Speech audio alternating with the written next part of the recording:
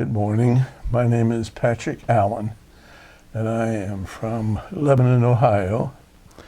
And we are going to be conducting an interview today, October the 17th, 2020, in New Martinsville, West Virginia, at the home of World War II veteran Joseph Parish. This interview is being conducted through the Library of Congress Veterans History Project in Washington, D.C., and it's through locally in Cincinnati at the Cincinnati Hamilton County Library under the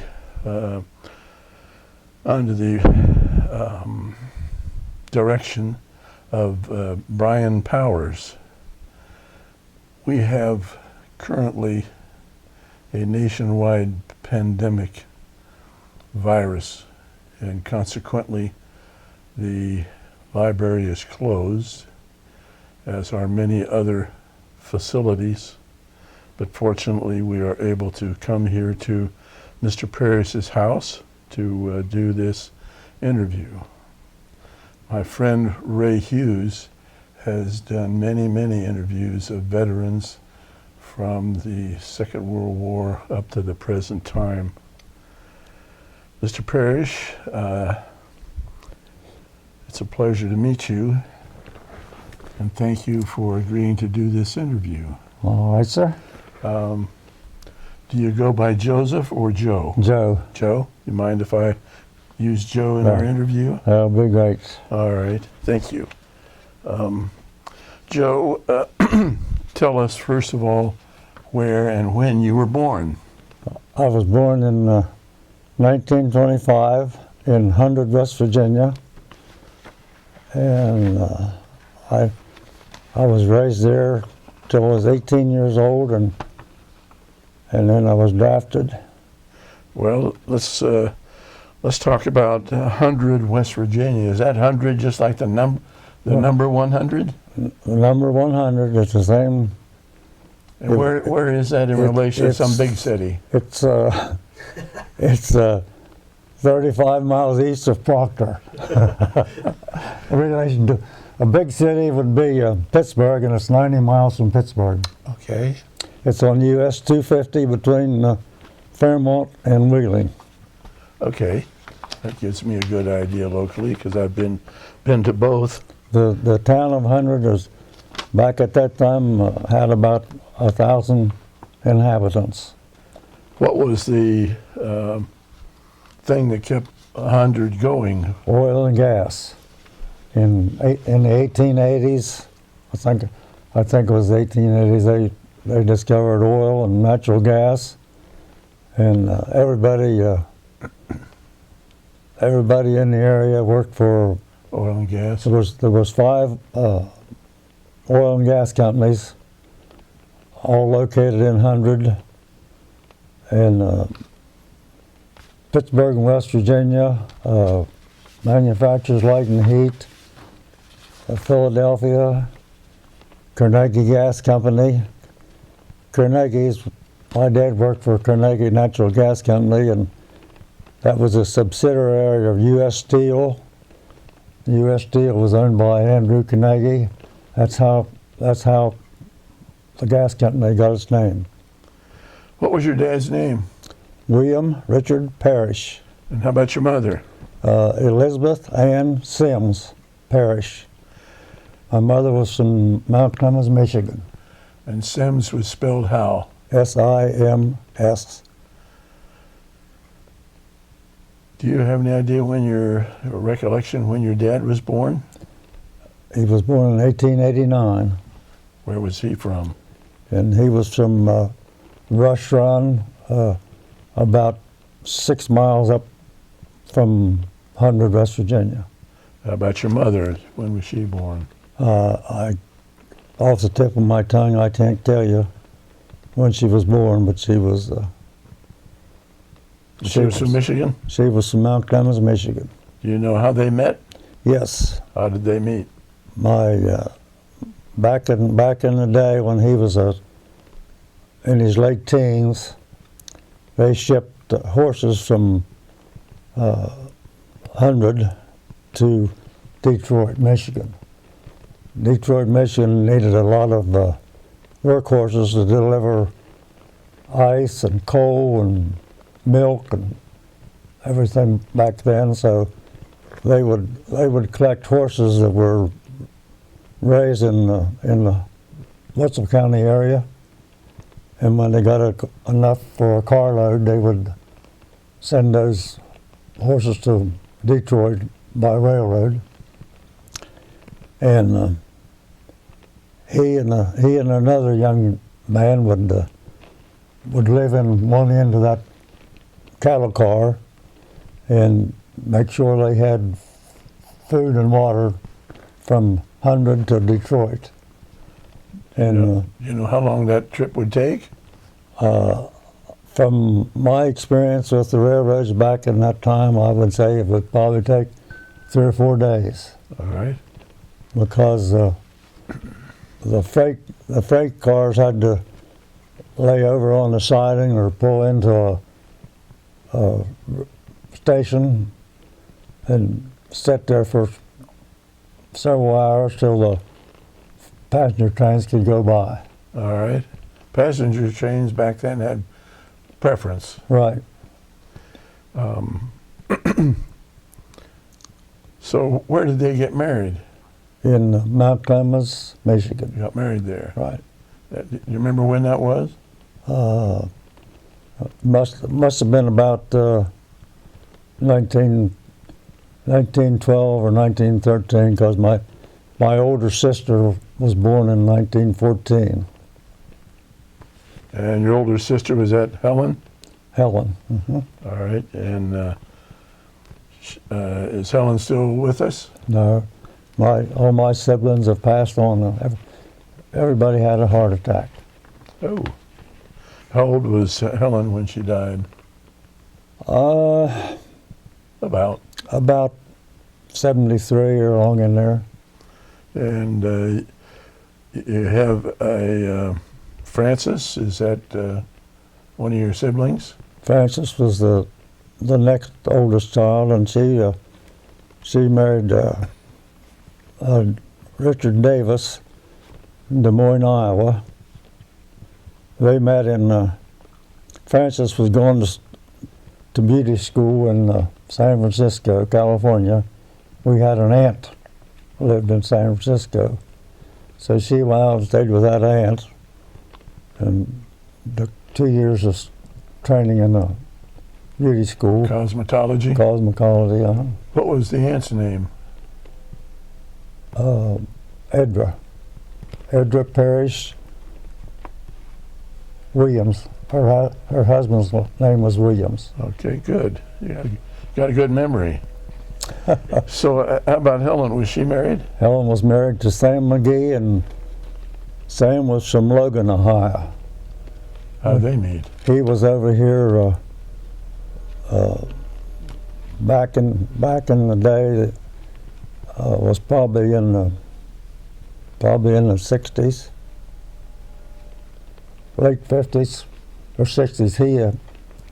He worked for a company out of Michigan, and they would pull a pipe from these old gas wells. They'd take all the tubing and the 6-inch casing out, and then they'd plug that hole and put so much concrete down in there, and then they'd put so much dirt in, and then up at the surface they'd put another several yards of concrete to seal the gas or anything that leaked out. Okay. And the company then would recycle all the tubing? Yeah, it went for scrap. Okay. It went to steel mills and re-melted and made new steel. Did Helen work outside the home? She worked in a restaurant. She was a cook and a waitress in a local eatery out there at 100. All right. How about Frances? Did she work outside the home? Frances worked a short time, I'd say 3 years. When she came back from San Francisco, she worked about three's in the beauty parlor industry, and the chemicals. She had a skin problem. What we found out later was that she didn't have the outer layer of skin, and the chemicals really messed up her hands. So she had to get out of that business, and she went to work in a drugstore for a short time, and then when the war was over, she married her husband. He was in. He came back from New Guinea. He was stationed in New Guinea almost 5 years during World War II, and all those guys were about half bananas, and they put him in a hotel in Miami Beach, and they turned several of those resorts into government hospitals. Kind of rehab centers. Put him in there for probably 6 months, and then he got straightened up, and he came back here for a short time, and then he got a job in Chillicothe, Ohio, as a shoe salesman. And then he went back to Des Moines, Iowa, still as a shoe salesman, and then he did all sorts of things. He bought a couple of lime spreader trucks and spread lime for, I don't know, probably 2 or 3 years. And then he got in apprentice on the construction as an iron worker, and he retired from that. Do you have another sister? Yes, Ruth. Was Frances still with us? No. When did she die? About? Oh, golly, it's been 25 years ago at least. Okay. And tell me about Ruth. Okay. How old was Ruth? When was she born? Ruth was about 97. 96. She was 97 when she died, I think. And 1997? yeah. No, her age. Her age was Her age was 97. Oh, good. And How? When was that? She was 97, and when did she die? been about 5 years. Okay. Now, was she married? She was married to Tom Keenan, and he was a shift foreman and a shipping foreman for PPG Industries. How do you spell Keenan? Kennan. Was he a good Irishman? Was I his name would- Keenan? I would say he was Scotch or Irish. He had the light red hair. A good chance he was All right. Scotsman. So what kind of work did he do? He was a foreman of PPG Industries. What did PPG Industries do? Because We were- somebody 50 years from now might be seeing this video. PPG, the division I worked for was a chemical plant. We made chlorine, caustic soda, monochlorobenzene, carbon bisulfide, cal hypo, which is a bleach for swimming pools. We made TiO2, titanium dioxide, ammonia. A little bit of everything. I miss barium. Barium is another department. MCB? I told him about MCB. Monochlorobenzene.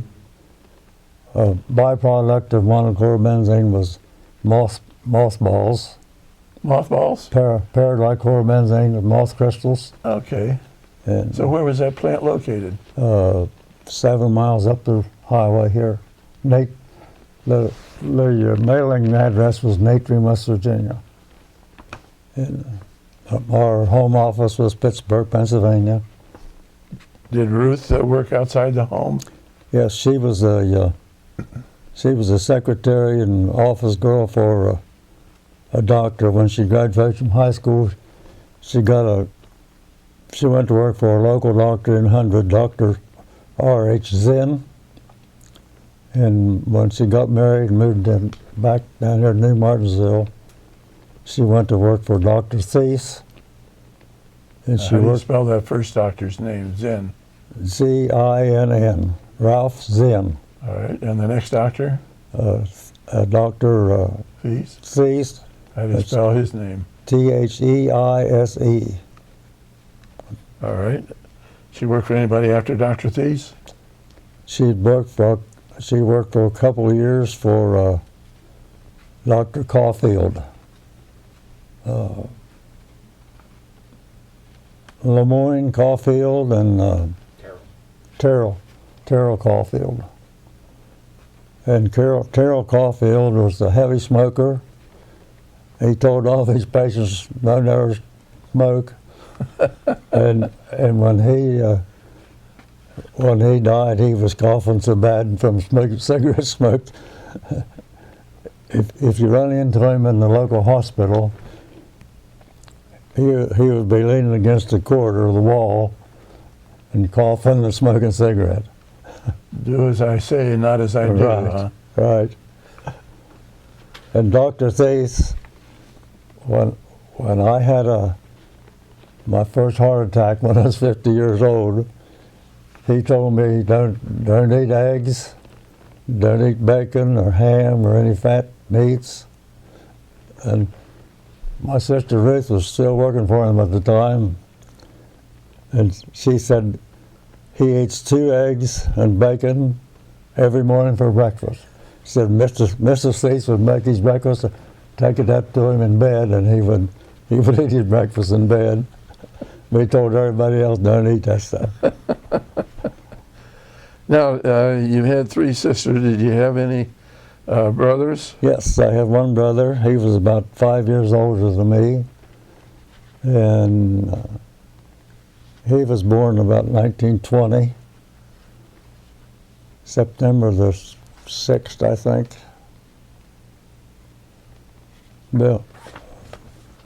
Ruth and Bill's birthdays was just 1 day apart, only different years. I think Ruth was the 6th or 7th, and Bill's was the vice versa. I don't know if you can focus in on this. We have Bill on the left and Joe on the right. Does that show up? That shows good. Good. Okay. Where were you guys when that was taken? We were in St. James Park in London, England. So both of you served Yes. and got over into England together? Well, he went over in 1942, and I didn't go over till January of 45. But I landed at the same base. He had been there all that time, and we went over as a replacement crew. And What did Bill do? He was in the Air Force? he was in the Air Force. He was a ground crew mechanic on a B-17. So was Bill married? He was married to What was his wife's name? his last name. Her name was Garnet Knapp Parish, Knapp. Are any of your siblings' wives still living? No, Bill's wife is gone. she's gone. Ruth's husband's gone. Ruth's husband's gone. Helen's husband's gone. Francis. Francis' husband's gone. All right. Tell me a little bit about yourself. We know where you were born. What school did you go to? Grade school? I went to 100 grade school, How about high school? 100 high school. How many Same- kids were in high school when Same you? town. I don't know how many kids, but there was 33 in my graduating class. 33 students, and I've been told that they had at one time over 40 kids, but I graduated from a little school. We had all the 28. I'm the proud graduate of a girls' boarding school, and I can tell you about that later. Okay. But we had 8 boys and 20 girls in our class. Wow. When did you graduate from Hundred High School? 1943. Did you work at all during high school? Yes, I did. When I was 16, my dad died, Oh, I'm sorry. and a local businessman. We were after 4 of us were still at home. I was the youngest, and the girls all had jobs at that time. And Tim Ashcraft had an IGA store, and he wanted to know if I'd like to go to work for him for a couple hours after school and all day long on Saturday. And I said, that'd be great. So that's what I worked till I graduated from high school. When did you start working for him? What grade were you in? I was a junior. Junior? Yep. And you probably made big money back then. Oh yeah, 35 cents an hour. I remember it well. But it still helped out, didn't It sure did, yep. Those were tough times in the Yep. 40s and before. How did your family do during the Depression in the 30s? Well, I remember, you know, it appeared to me that hardly anybody had anything. Was your dad working? My dad had a job, and he worked all through the Depression for Carnegie Gas Company, and there were several men in the neighborhood that didn't have jobs, and the WPA came along about 1932 or somewhere in there, and a lot of those guys got jobs on the WPA. What did WPA stand for back in those days? Work Progress Administration. That was started by Franklin Roosevelt? Franklin D. Roosevelt started it.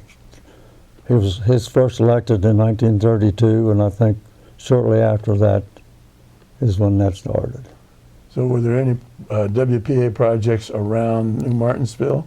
Yeah, the swimming pool, the above ground swimming pool in New Martinsville, that was built by the WPA. And there was an airstrip down here in, we call this section Steelton. And down here in the lower end of Steelton, just north of Carter Lumber Company, they put a airstrip in there. Just a little private, local, right, for private planes? and they cut the top off a mountain over 100 and built an airstrip there. Now, did that handle commercial planes? No, the biggest plane that ever landed there was a tri-motored Ford plane, and I was about 12 years old, and they was taking up passengers at 13. It hauled 13 people, and they just had activity up there on the 30th of May, the 4th of July, and Labor Day. Other than that, it was just sitting up there. Wasn't any paved runway. It was just dirt. So you got a ride in a tri-motor? I got a ride in a tri-motor on my first airplane rides, and I remember it cost $2.50, and my brother was working and he had money. I didn't have any money. He said, "You want to go up in that airplane?" I said, "Oh, I sure would." So you took off and just went up around over another little community called Burton, and we flew around that and down. Littleton was about 5 miles the other way, and flew around over that and come back and landed. And What'd you think of that flight? oh, I thought it was terrific. Did that have anything to do with you being interested in joining the Air Force? I think it did. I think it did. I know one thing that helped me be interested in the Air Force. I didn't really want to be in the Navy because out in the middle of an ocean in a vessel that you didn't know whether it was going to be sunk or not. And I didn't want to be in infantry. So Why didn't you want to be in the infantry? well, in the infantry, I decided you had to. This is how I got in the Air Force. They pretend to have a psychiatrist interview you when you go in when you're sworn in. They want to know what you want to do. I told him I'd like to be a fighter pilot. He said, "Well, why would you like to be a fighter pilot?" I said, "Well, back in the day, the up and coming fighters had 450 caliber machine guns in each wing. I told him I thought I could do more damage with 850 caliber machine guns than I could with a single shot rifle. That's the reason I wanted to be in the Air Force." He said, "That's a good enough reason." So I got to be an Air Force cadet. I wanted to be a pilot, fighter pilot. Well, were you drafted or did you enlist? I was drafted. Everybody told me, as soon as you get to be 18 years old, you're going to go anyway. So don't volunteer for anything. Just wait till they get you. So as soon as I turned 18, I got my draft notice. And Well, how soon did you get it after your birthday? it was just a matter of Matter of days? okay, might have been eight days or so. Uh-huh. Well, where did you go when you got drafted? What city? First place was Fort Hays, Columbus, Ohio. That was an induction center. Okay. How long were you there? I was only there. We were only there long enough to get her. We all went through and got her. Did you have your physical there? We had her physical. Our physical was in Clarksburg, West Virginia. But we got to Fort Hays. We got issued our clothing, and as soon as we got a Class A uniform, we could go downtown Columbus that evening. So as soon as we all got, I can remember from Fort Hays, we walked across the bridge on probably the Scioto River. Right. Scioto or Olentangy, either one. Anyway, right now the only building in Fort Hays is left is a red brick building, and it's part of the school system. Franklin County School, Columbus. City Columbus. So was Columbus the biggest city you'd been to at that time? Probably was, because Wheeling, and we'd been to Wheeling and Fairmont and Clarksburg and places like that, but no, I'd been to Detroit. When I graduated from high school, I wasn't 18 yet. I graduated in May, and I didn't turn 18 until June 28th. So Jack Pritchard and I hitchhiked from 100 to Detroit to get a job out of high school, because that 35 cents an hour job wasn't doing it for you. So when I got up there, I went to, we hitchhiked that evening. We got into a little town south of Detroit called Flatwoods. And in Flatwoods, we got into a rooming house. And the lady that had run the rooming house I said, "What are you boys doing up here?" And we said, "Well, we come up to look for a job." She said, "Go out to Willow Run bombing plant." Said they hire any, if you're warm, they'll hire you. So what were they making at Willow Run? B-24 bombers. Ford Motor Company was building B-24 Liberator bombers. Well, I heard that those bombers were coming out the door faster than you could imagine. Yeah, I don't remember the number, but it was like every so many, less than an hour, about one an hour or something like that. Do you know how many people were working at the plant at that time? Oh God. So what did you go there and get a job? I got a job. You had to go through the personnel department, and it was just like a countertop in a bar. they'd hand you a 3x5 file cabinet. That was your application. Okay. You put your name and Social Security, and that was about it. And They take your temperature to see if you were a warm body? nope, they didn't. They didn't do anything like that at all. They didn't check you were on your feet. They needed you. So I drove a Ford tractor delivering small parts and stuff around over the plant? factory. The factory had a concrete floor, but to deaden the sound, they had 4x4 blocks, about 6 inches, stood on end. Uh-huh. That was the flooring in that whole Oh, wow. plant. And the flooring was, a lot of places soaked in oil, and there was machine cuttings from a lathe embedded in those. Do you know if they had put that flooring in specially for the building of these bombers? Yeah, they built that plant especially to build the Build the B-24s? B-24s. So how did your pay increase with that job? I think I got 97 cents an hour at that job. You almost tripled your Yeah, prior wage. yeah. So were you happy about that? I was happy about that. Where did you stay when you were there? Well, The same lady? They'd give you a card, and it had addresses and phone numbers of 3 or 4 places you could call. So we called Ypsilanti, Michigan was about, it seemed like 7 to 10 miles west.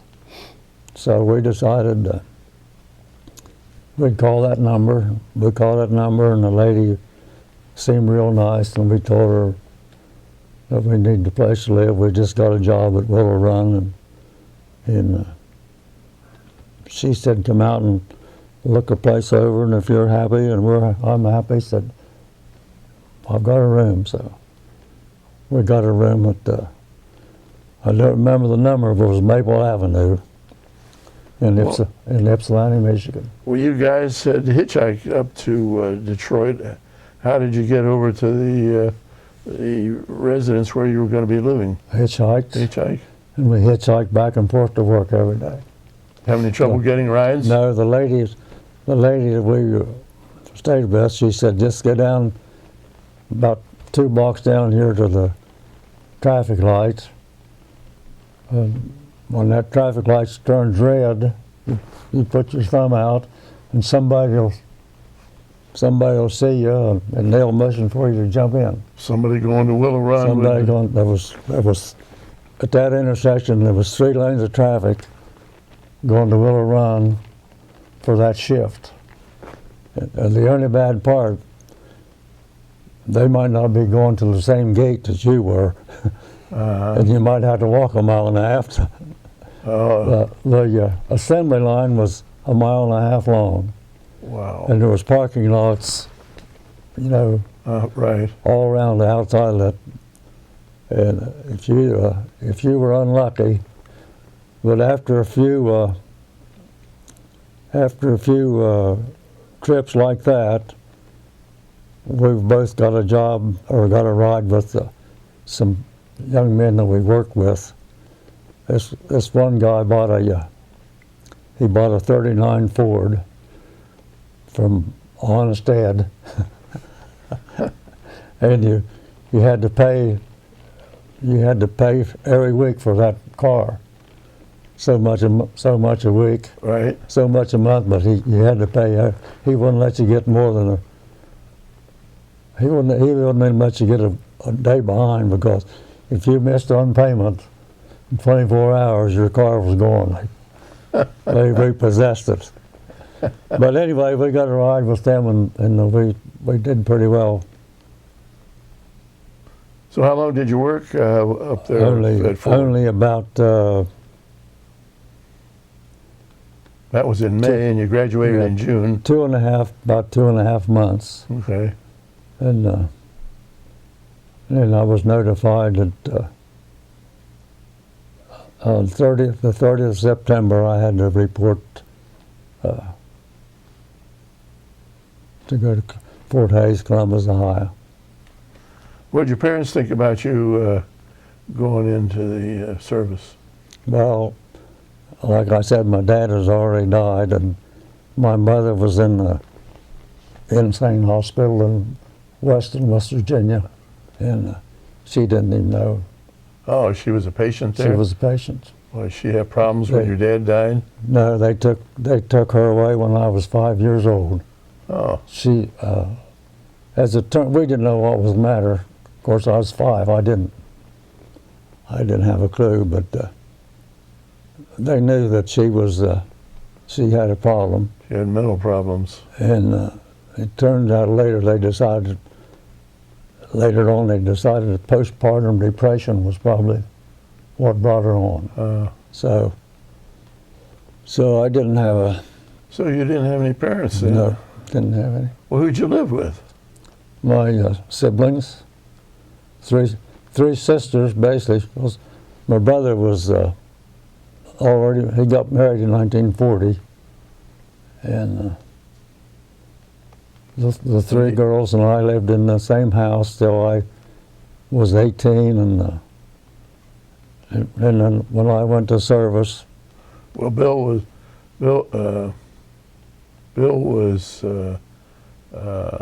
married in 40. yep, But when did he go into the service? 42.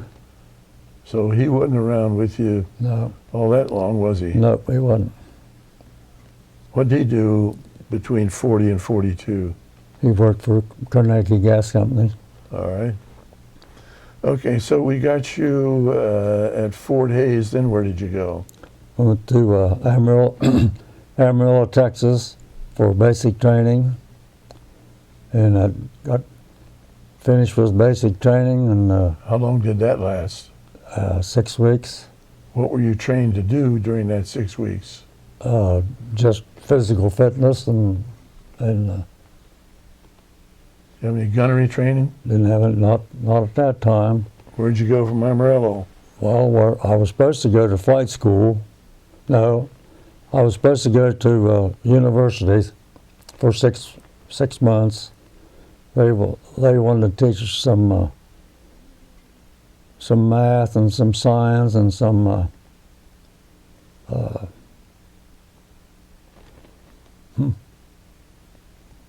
Any geography?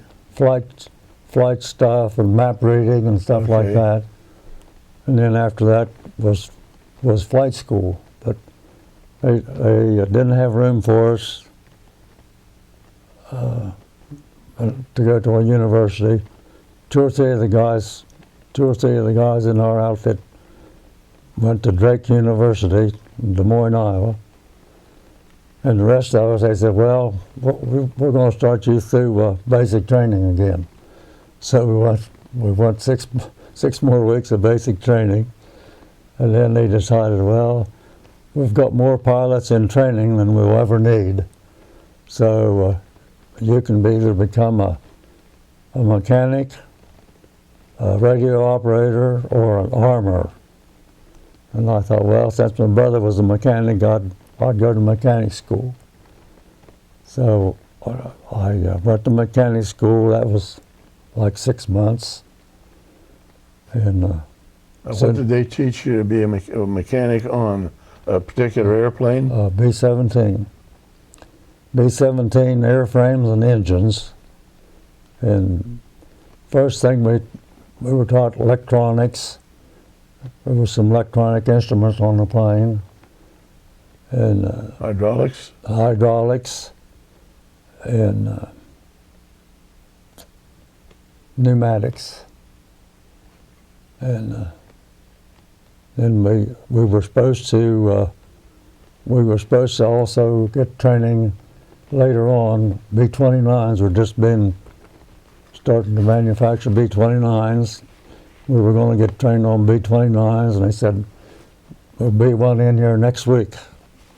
Well, next week came and we didn't get it. So turns out it crashed someplace in Kansas. Oh, So about 3 more weeks, they started hauling in there on low boys, just pieces of it, all smashed up. And they taught us a little something about it, but we never did get to see a real B-29 in one piece. uh-huh. But then we got that training finished, and I still just looked like a kid. And there was a civilian instructor there. She could have been anybody's mother. She said, "You know, you could become an instructor if you'd like to." Said, "You would never have to go to war. You could stay right here as an instructor." I said, "I don't want to be an instructor. I want to get in there and do something." You wanted to get into the action? Right. I was dumb as a sled track. Anyway, they told us then we finished that mechanic school, and they said, "Okay, everybody goes to gunnery school." Everybody. Everybody. So we all went to gunnery school. I went to Las Vegas, Nevada, for gunnery school. What did you think about before you got to Las Vegas when they told you were going to gunnery school? How'd you like that? I thought that was great. Okay. Yeah. So you get to Las Vegas. Like I say, I was dumb as sled track. Well, not only that, when you got to Las Vegas, they put a big sign up over the mess hall door. It says, "Through this door walks the best damn gunners in the world." And that just blew you up like a toad. You know, you thought, "Man, I'm really going to be something." But anyway, we did the gunnery school, but it didn't take very long. We had to learn to shoot clay pigeons out of a moving pickup truck. We can drive around a track a little bit bigger than a track at the ball field, Uh-huh. and you had a big sight about this big around, and you'd lead that clay target, squeeze the trigger, and you was using a Model 12 Winchester shotgun mounted on a post, and that's how you could learn to lead a target and Uh-huh. shoot it. And then we started. We'd shoot 50 calibers just from a post mount. Then we got in airplanes and we'd shoot air-to-ground gunnery missions. We had cutouts of tanks and trucks and jeeps and stuff on the ground. Uh-huh. And we'd fly up the desert about 5 miles and shoot at those targets on the ground. What plane were you flying in? B-17s. How low were you flying? Well, at that air-to-ground, we was only about 300 feet above the Wow. desert. Wow. Made us. When you come to the end of that run, that range, they'd come up about 500 or 1,000 feet and make a loop around, and so everybody was going the same direction. Uh-huh. And when they dropped her down, then all that cordite or that smoke from the firing all those 50 calibers, everybody on the plane got sick. I was the last one, and the instructor said, "You got to fire all this ammunition." He said, "If you don't do it, we won't get credit for the mission." So I fired all mine from the top turret, and then I went back in the waist and fired that. And I went in the tail gun and fired that. Because everybody else Went was sick? down, yeah. Finished that. When I got done, I was just sick as a dog, and everybody threw up into Bombay. And I thought I was going to be able to make it, but when I stuck my head into Bombay and all that vomit in there, I couldn't do it. You added to it, huh? I added to it. When we got back, we had to carry 5-gallon buckets of water from the hangar out and wash all that stuff out of the Bombay doors. Oh, man. And a couple of guys said, "No," I said, we're going to wash out. We got sick." I said, don't worry about them wishing us out. They want gunners. Uh-huh. They don't care whether you're sick or what. Yeah. And but anyway, we got through that. We got through that gunnery training, and we had there was a bunch of WASP female pilots. Uh-huh. They were bringing planes in and out. They were flying at that base. They were flying B-26s, pulling a tow target. Okay. And every position, your ammo was dipped in a Paint. oil-based paint. Uh-huh. And when you fired at them, if you hit that tow target, that color paint would go through it. And they would drop, they would drop the targets and land somewhere on the infield between the runways. And they'd go out and gather those targets up, and they were numbered, and they had guys counting the hits. And they did. Well,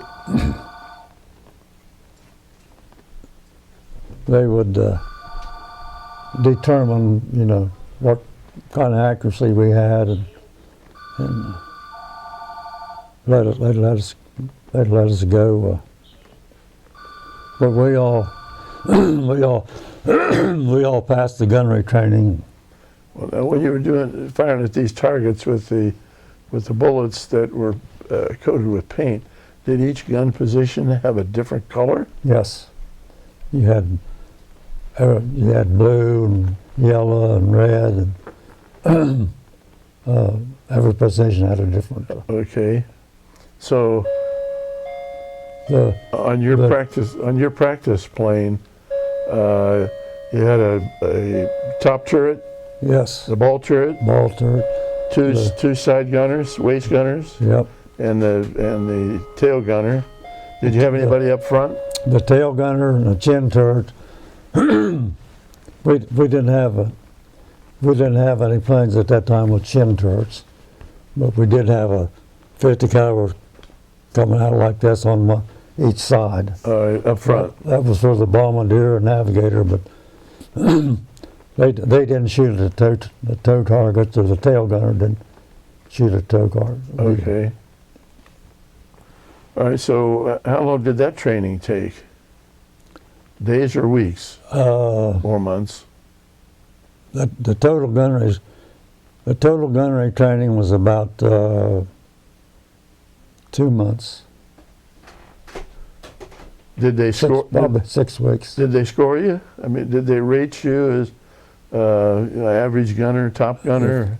If they did, since I was a mechanic and a gunner, then they called you a flight engineer and top turret gunner. Okay. And the flight engineer and top turret gunner was pretty much the supervisor for the other gunners. Okay. And the pilot was my supervisor. So.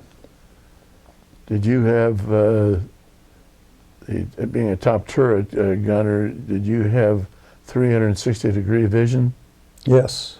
All right. And that was really the only gunnery position on the plane. How about the ball turret? Did he have 360? The ball turret could too. I couldn't.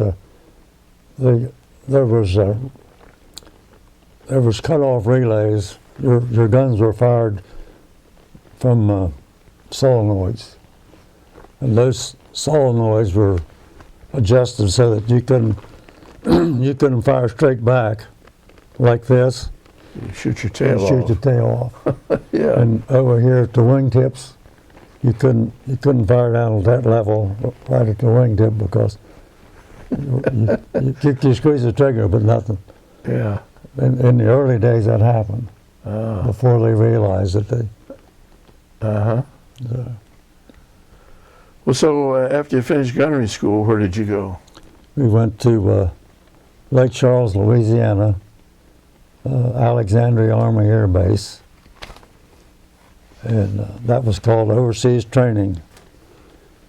And I don't know if this is any better now that we've been on this for a while, but can you see anything from Louisiana?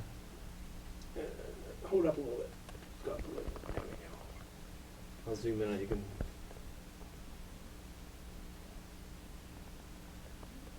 All right. Can you see that? It's a little, I mean, you can, the top left picture of Dad, you can see, I'm not sure what the center picture is. And the poem on the right. We can turn it over, see what the back, see if you see the backside. You see any of the backside? Yeah, you can see the guys, and it's, so. Maybe zoom in on each one individually.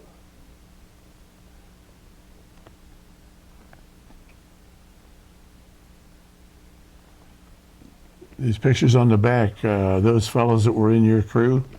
Oh, yeah, this was, these, Fingers are on the one. yeah, these were all crew members. This was the waist gunner, and that's me, and that's me, and that's, He's showing those. okay, Can you see those okay? Yeah, I zoomed in on each one individually, so. All right. okay, okay. So, did we show this with he and his brother Bill? We are now. Yeah. Okay. And where was that taken? That was at St. James Park. St. James Park, okay. We were In England? in London, England, and we went up there to see a crater. The Germans had fired a buzz. We called them buzz bombs, a V2 rocket, Right. and it landed in St. James Park.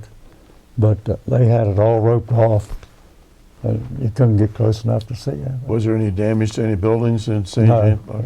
it was just shrubbery and part of a lily pond, and That's good. everybody said the crater was, 50 yards wide. You can everything back then was embellished. Well, before you even got into the service, were you were in high school when Pearl Harbor happened? Right. How did you hear about Pearl Harbor? It was Sunday morning, and we were all at home, and somebody had the radio on, and we heard something about, I think Lowell Thomas said Pearl Harbor has been bombed. We thought, what the hell? What's that mean?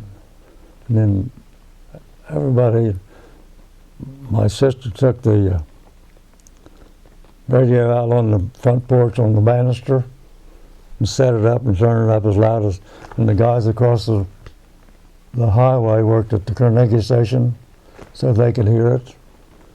And everybody started hearing about it. Mm. All right. So, where did you go next? From Alexandria, Louisiana. from Alexandria, Louisiana, we finished our training down there. We did some practice bombing missions with. We would drop 24-pound bags of flour on a target. Uh-huh. In the swamp, they'd cleared out a big clearing and made a circle and a big white spot in the middle. And we would try to drop bombs and land in that circle. And it wasn't too accurate. What was the altitude you were flying when you dropped bombs? We were only like 3,000 feet. And still was inaccurate? Yeah. All right. Then, if the wind blew, you didn't have very hard. If it was a nice, calm day, you can do pretty well. But Yeah, it's only 24-pound bag. It's subject to the wind, yeah, wasn't it? It would. Did you ever get to anything other than the bags of flour and bombing practice? We had some imitation bombs, and they filled those bombs with flour. Were those metal? Lightweight metal, and when they hit the ground, it would split open, Uh-huh. and flour would go everywhere. And they were better because they had they had a fin on the back of them where the air would go through, and they would go a lot straighter than a bag of flour. So the fins kept it directed, Right, and it was a conical shaped nose, right. which the flour didn't have that, did it? No, it was just a bag, ordinary bag of flour. All right. How long total time were you down there practicing your bombing? That's about 6 weeks. Where'd you go from there? Okay, they gave us a furlough to go home for like 15 days. Then we had to report to Lincoln, Lincoln, Nebraska, How did you get home? by train, and went from Hundred to Lincoln by train. And in Lincoln, we picked up a brand new aircraft. It was flown in from Seattle, Washington, from Boeing. What And, kind of a plane was it? It was a B-17G, and we had to take it up and fly it for different missions. We had to fly it, swing the compass, and we had to check it out, make sure it would do everything it was supposed to do, and the landing gear went up and down properly, and all that kind of stuff. And Well, for somebody that's going to be seeing this years down the road, describe your B-17 if you would. How many engines did it have? A B-17 had 4 engines, and they were Wright engines. They're called R-1820. 4 hydraulically controlled Hamilton propellers. Had a top turret, a ball turret, tail turret, 2 waist guns, 1 gun in the roof of the radio room, chin turret forward. Now you say a chin turret. What? Chin turret was underneath the nose of the B-17. All right. What kind of a gun did it have? It had the 250 caliber machine guns. Each position had at least 800 rounds of 50 caliber ammunition.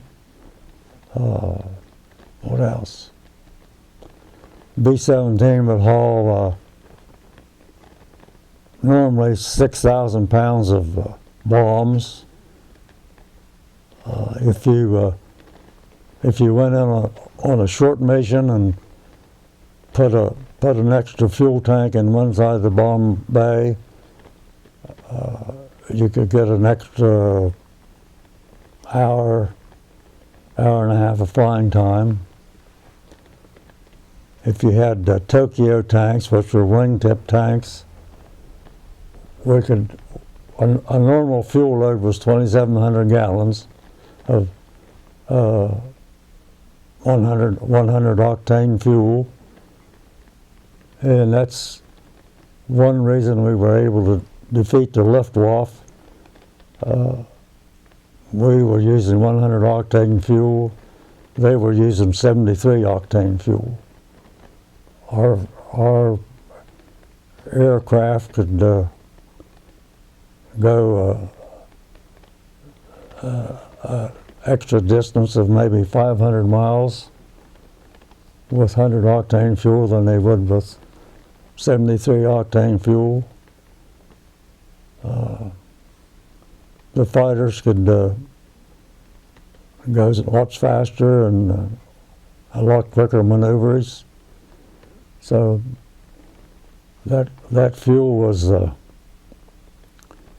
a big secret to the aircraft industry back then. And if I remember right, it was one of the Wright brothers, or Charles A. Lindbergh, that convinced Texaco, I think it was Texaco, to come up with 100 octane fuel, which I'm happy they did that. Yeah. So how many gallons did you say? 2,600? 2,700 2,700? was a normal. And how many hours? How much fuel would be used up in an average hour? One flight we made was 11 hours. We went to Linz, Austria, and back, and the total flying time was 11 hours. All right, we'll get into that. We didn't refuel any, so. From Lincoln, where did you go? Okay, from Lincoln, we flew to Manchester, New Hampshire,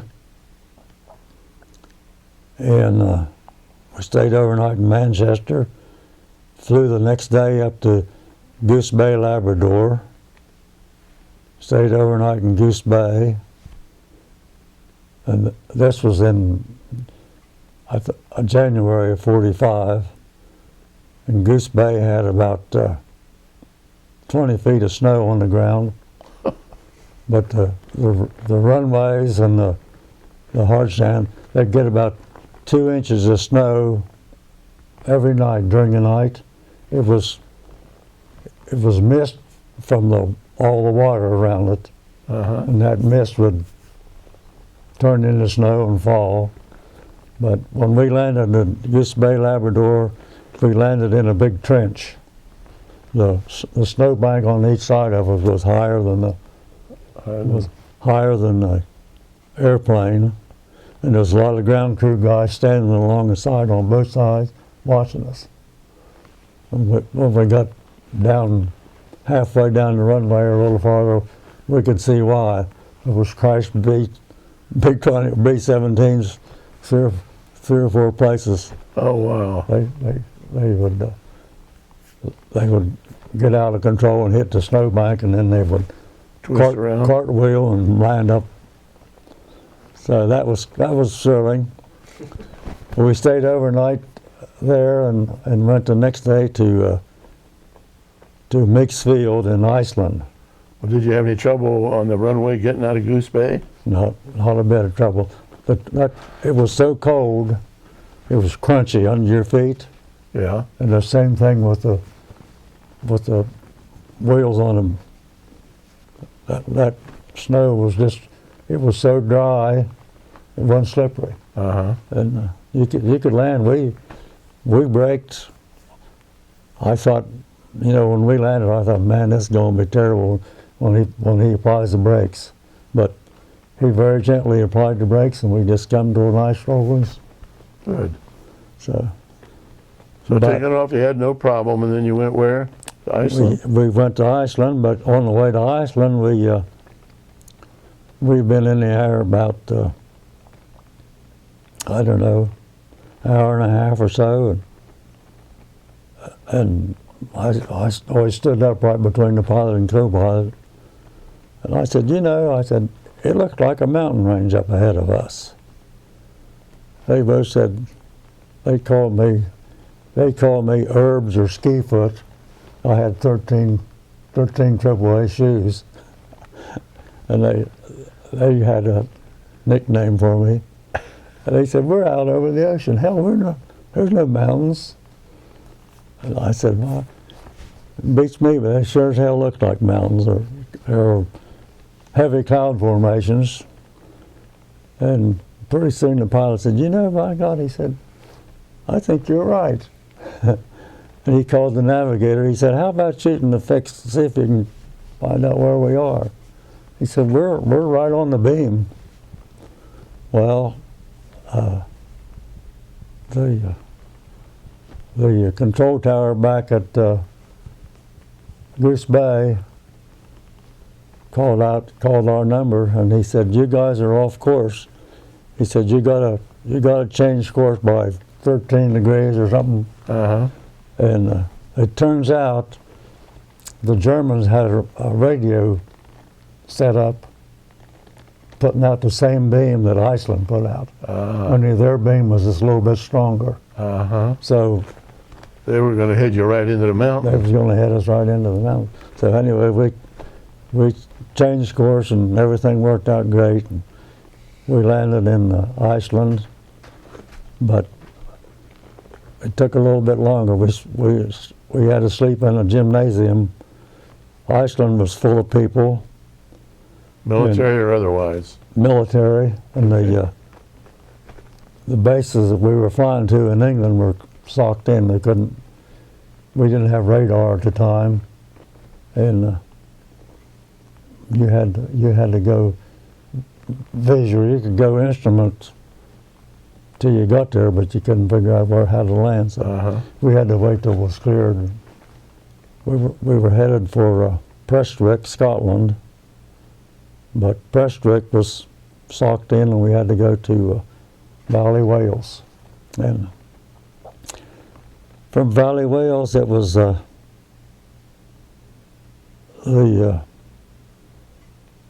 rest of the crew, the pilot, co-pilot, and navigator, and me and the radio operator stayed with the airplane, and those other guys, the rest of the crew went by truck. And we flew our airplane to a modification base, which they had to, any new aircraft that came over there,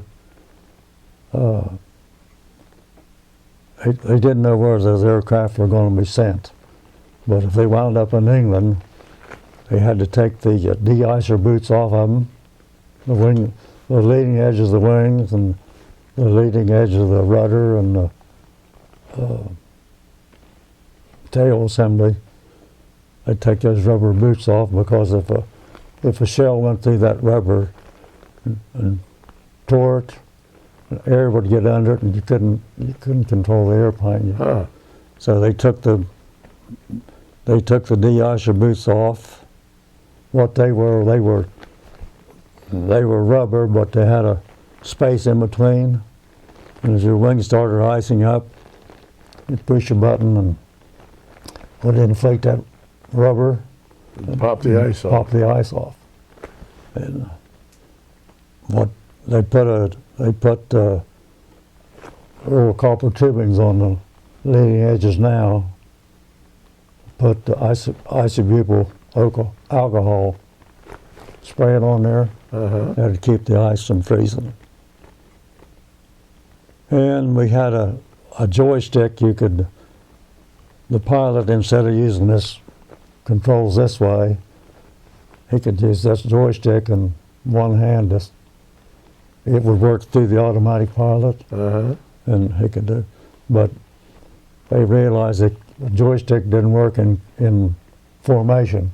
It was too slow. Okay. You could give it this, and there was too much lag time, and all right. Then you had to go back to. So they took the joysticks out, and they did something with the guns in the chin. But anyway, they had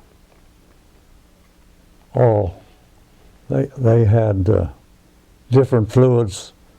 They had different fluids for the superchargers. They had different, like oil in your automobile engine. We had to have oil that would fly 25 or 30,000 feet. It was centigrade. It was 55 below zero up there, and they had to have oil that would. Up as high as you were flying, it was minus 55. Holy cow! That's we had. When we went over, we had those leather sheepskin lined flying suits, but as soon as we got there, they took those away from us, and we had we'd put long johns on, and then electrically heated suits and gloves, and then your fatigues, and a flight jacket and a wool sweater, and you had to be dressed pretty warm. There was no heater in the airplane. There was a little heater for the pilot and co-pilot, but other than that, The rest of us was, How about the waist gunner? Were those positions closed window or were they open? when we got there, it was closed. Well, originally, that window was wide open, but that was plexiglass, and it had a ball in it that would rotate. You could go any way with it. No air came in.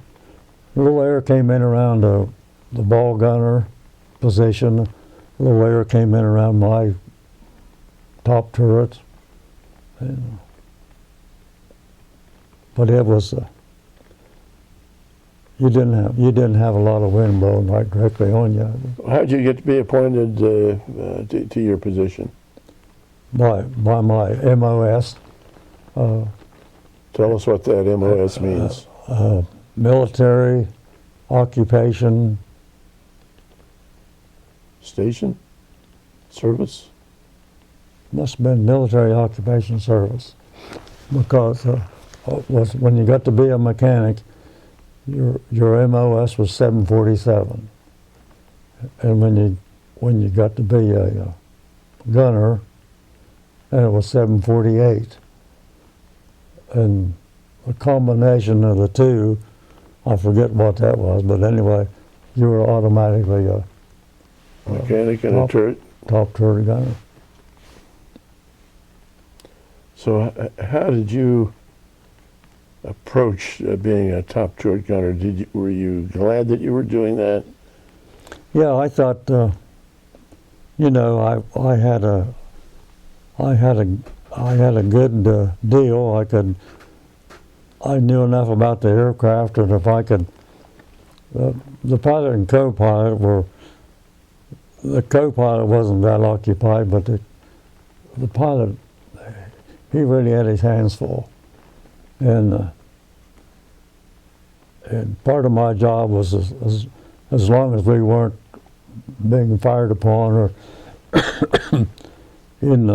where I had to be up in the turret, I could stand there between the two guys and monitor the gauges.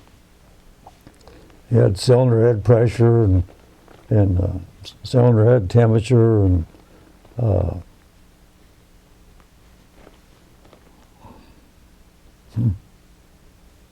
anyway, the pressure of the air going to the engine, oil pressure, oil temperature, a lot of gauges to keep your eye on. Fuel supply and fuel levels and stuff like that.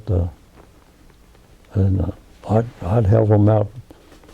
For instance, on landing, the pilot had to constantly keep his eyes on the runway. Sure. So that he could get the right glide angle, and at the same time he was slowing the engines down.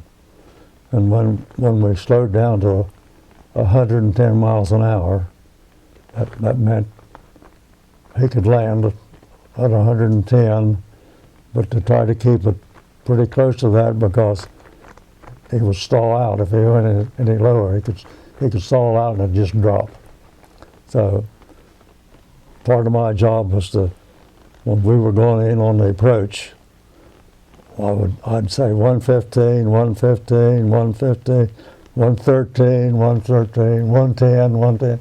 And he knew, without looking, taking his eyes off of it, runway, he knew how he was doing. Good. And So where'd you go from Wales? from Wales, we went. I think it was Huntington. It was that modification base. And where'd you go from there? And went from Huntington. We went to the 351st Bomb Group in Polebrook, England. How do you spell Polebrook? Polebrook. Where was Polebrook in relation to London? It was Polebrook was 90 miles north of London. I think that we were located in Northamptonshire. Northamptonshire is like a county or a state in England. How close were you to the channel? Probably about probably 60 miles. Okay. When you got to Polebrook, was that your main base of operation? Yes, Did you stay with the same crew all the time? I had to fly with one strange crew. Can't think of the pilot's name.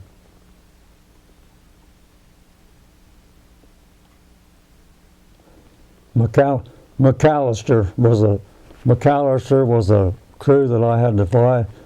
Their engineer, for some reason or other, couldn't make it, and how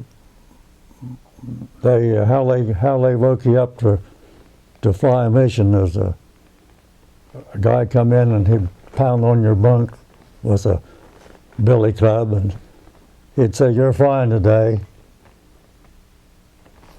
I told him, I said, "No, I'm on a 2-day pass." I said, "You're flying today."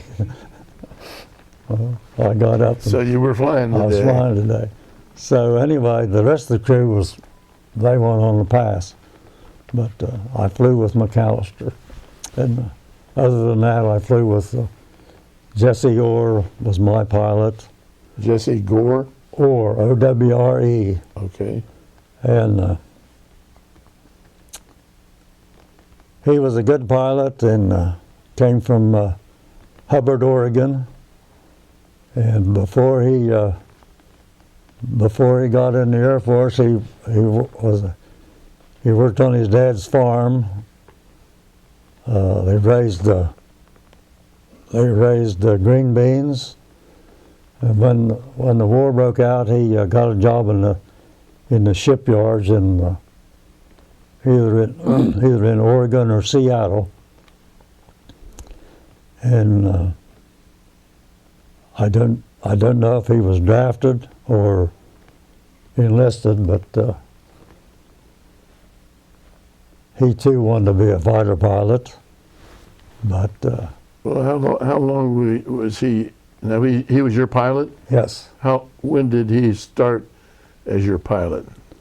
Over in England?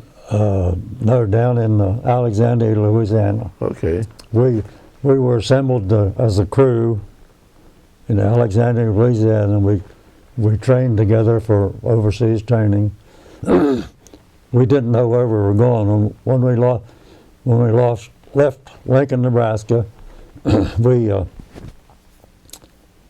had clothing, wool clothing. We had khaki clothing. We had mosquito netting. We had a parka like you would have in Alaska. We were dressed for Whatever. where we could have gone to the South Pacific. Yeah. But when we got to England, we turned all that stuff in except what we needed in England. So besides the pilot, was the rest of the crew the same all the way from Louisiana? Yeah, Alexander, we had the same guys, all the gunners and the bombardier, Do you co-pilot. remember any of the other guys' names? Oh yeah. The co-pilot was Burl T. Collins, Sioux Falls, South Dakota. We had George C. Hydorn, was the bombardier. The boy's name, the navigator, last name was Stillwell. I can't think of his name. I got it in my diary. But he was Vincennes, Indiana. The ball-turret gunner was from Indiana. Can't think of his name. R.S. Johnson from Minneapolis, Minnesota was the tail gunner. Frank J. Filippi was the waist gunner. Joe Parish was the top gunner. I think I've named everybody. Good. Everybody but the ball turret. Couldn't remember his name. Oh, ball turret.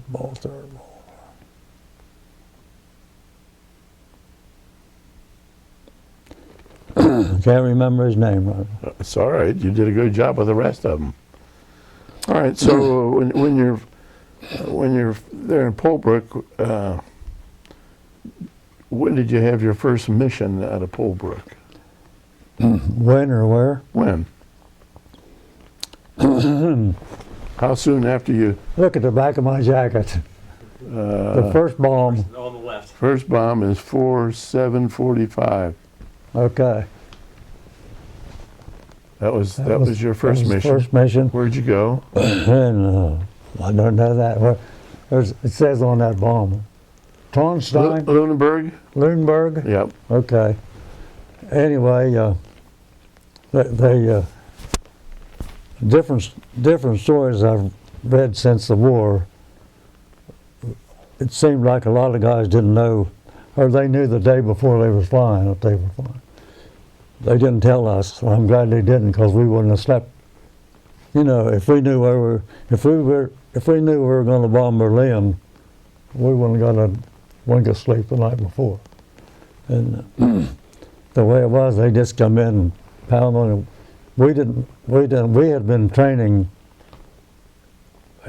around over England, and we went over into France a few times just to check out the landscape and stuff.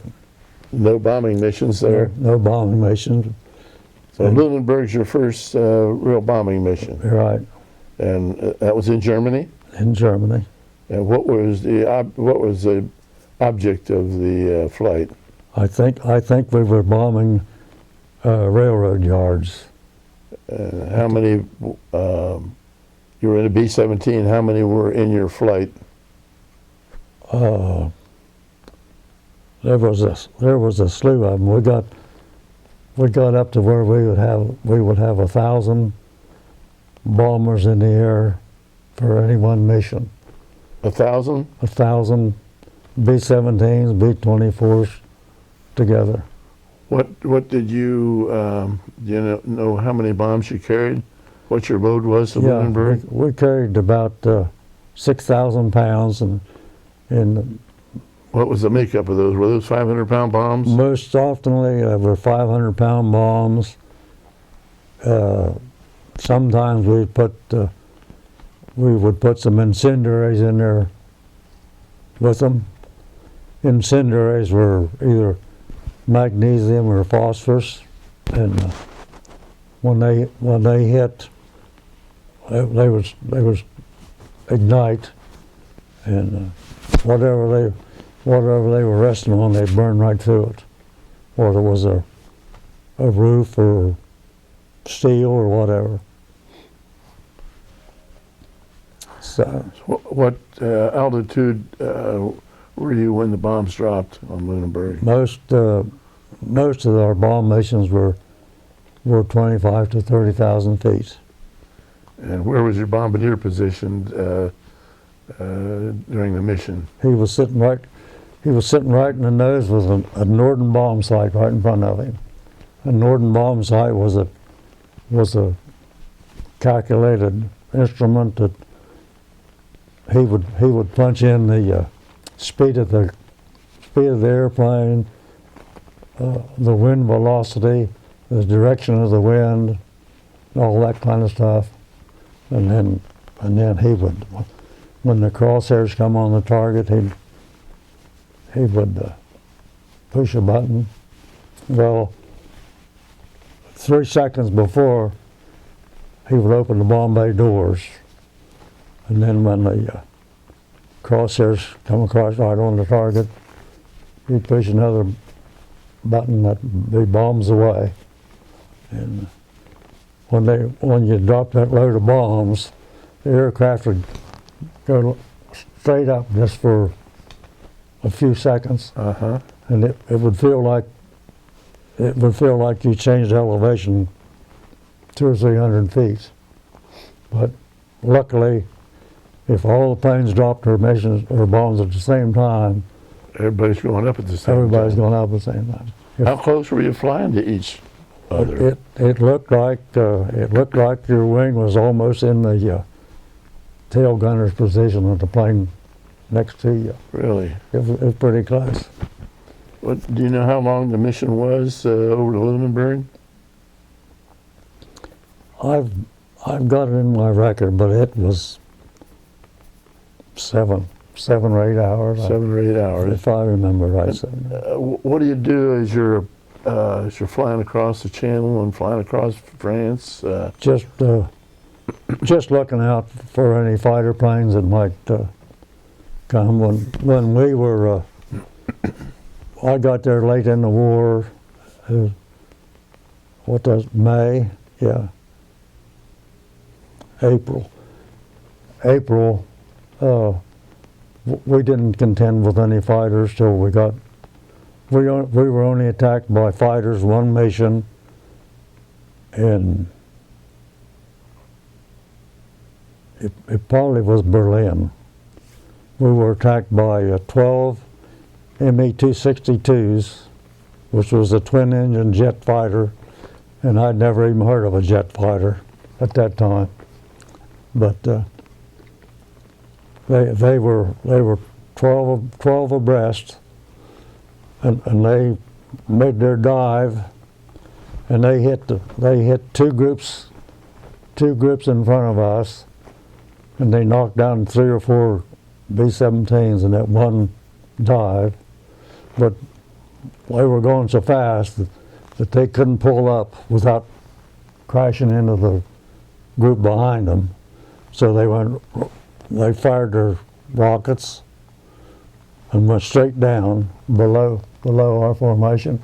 And when they came back up, I turned my turret around, and when I looked back, and there was 3 or 4 formations behind us before they came back up. And the last time I saw them, they were going up like that. And Anybody get a shot at them? I squeezed off a few rounds at them, but I'd never seen an aircraft go that fast in my life. And anybody that got a shot at them we didn't. Did they come back again? No, that was the only pass. That was the only time we saw one. Well, they only had they could only fly about a total of 30 minutes. Okay. From the time they left the ground till they got up to a formation and did whatever damage they could do and get back on the ground. It was really. That's quite an experience. I forget they had a mechanical problem that if they did a certain maneuver, those jets would die. And if they weren't able to get them restarted, then it was a crash. I didn't know about that till long after the war, but. So by the time you got in the war, our Air Force pretty well controlled the skies over Europe, correct? Right. And did you have or need any fighter escorts on your flight to Lunenburg? We were supposed to have a fighter escort, but if just very few times. Well, on Lunenburg, did you have any? I don't really remember any at the time. So you dropped I know one mission we had fighter escorts, but as soon as we'd drop our bombs, then they would leave us and go down on the deck, and they would strafe targets on the ground. And but supposedly, if we had trouble, we were to fire 2 red flares from our Berry gun pistol, and that was one of my jobs. At 2 missions in a row, we lost 2 engines. Well, we'll get into those in a minute. Let me see the back of your jacket again. Your next mission was to Halberstadt the next day. Yeah, we flew. I think we flew 5 missions in a row without a break. And where was Halberstadt? What was the mission there? I don't have a clue. It was either it was either an aircraft factory or marshalling yards. All right. And after that, you went to Munich and Berlin. You went to Berlin on the 4th of April. So tell me about that flight. Well, Berlin was a pretty nasty target. They had all kind of, they had 90 millimeter anti-aircraft guns. They had 105 millimeter anti-aircraft guns. They had 155 millimeter, and they had scads of them all around Berlin. And we didn't have any fighter problems, but we had plenty of flak. Well, when did you know you were going to Berlin? In the morning. The morning? As soon as you got out of bed, we would get dressed and go to briefing. Okay. And in briefing, they would pull down a big screen, and they'd have a map of Europe, and they'd have the target, and they would have the flight path. And Did you have a specific target in Berlin? usually it was marshalling yards or some factory of some sort. Well, Berlin, was your flight the first flight to go into Berlin, or has it been bombed before? It had been bombed. There have been several raids on Berlin. In spite of all those raids, they still had all this flak. Right. Did you have time between your briefing and getting on the runway, any time to talk to any crews that had been to Berlin? Oh, I don't remember doing so, because we would go to briefing, and then we go to breakfast.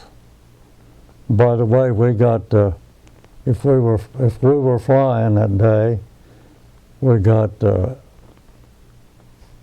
fresh eggs, sunny side up, or any way you wanted them, and we would get Spam with the eggs, and we'd get some home fried potatoes or hash brown potatoes. We had a good breakfast when you're flying. That might be your last breakfast. If you weren't flying, you got scrambled eggs. They were powdered eggs, and all around the pan they turned green. It wasn't too good if you weren't flying. But that was great. We had a good breakfast. So what did you think about flying to Berlin when you found out? Well, we were apprehensive, no doubt about it. When they showed us the map, the target area, we went, oh. And okay. the guys though that did the briefing, they were colonels or majors or brigadier generals, and they had been through all this. Okay. And they calmed us down pretty good. They said, there'll be some flak, but we're flying. You're going to be flying at 28,000 feet, and luckily you can get above it. You'll be above it. Oh, good. And when we got there, we would when we crossed the German lines, which was about the Rhine River. From then on, we would put out what they called chaff, and it was a bunch of aluminum foil with paper backing on one side to mess up their radar. Mess up the radar, and the radio operator would put some of that out every so often. And when I turned my turret around and looked back, they'd just be shooting the hell out of that flak. And but at the time we had radar jammers, and this was an extra man. He'd sit in the radio room, and he had about 5 units, and he had a headset on, and he would dial, and if he come to a signal, he'd know that Germans were sending up a radar signal, and he would just turn that knob where it was the strongest signal and flip a switch, and that would jam their signal. Okay. And they didn't know that was a flight of aircraft. Uh-huh. But there wasn't anybody jamming the signal on that flak, Yeah. and they'd just shoot the hell out of that flak.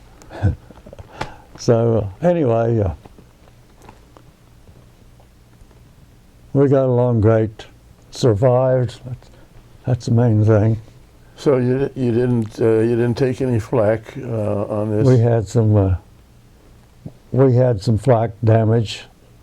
In that bag, I think there's a piece of flak that my brother dug out of our aircraft. I was in the 510th Bomb Squadron, and he was the 511th.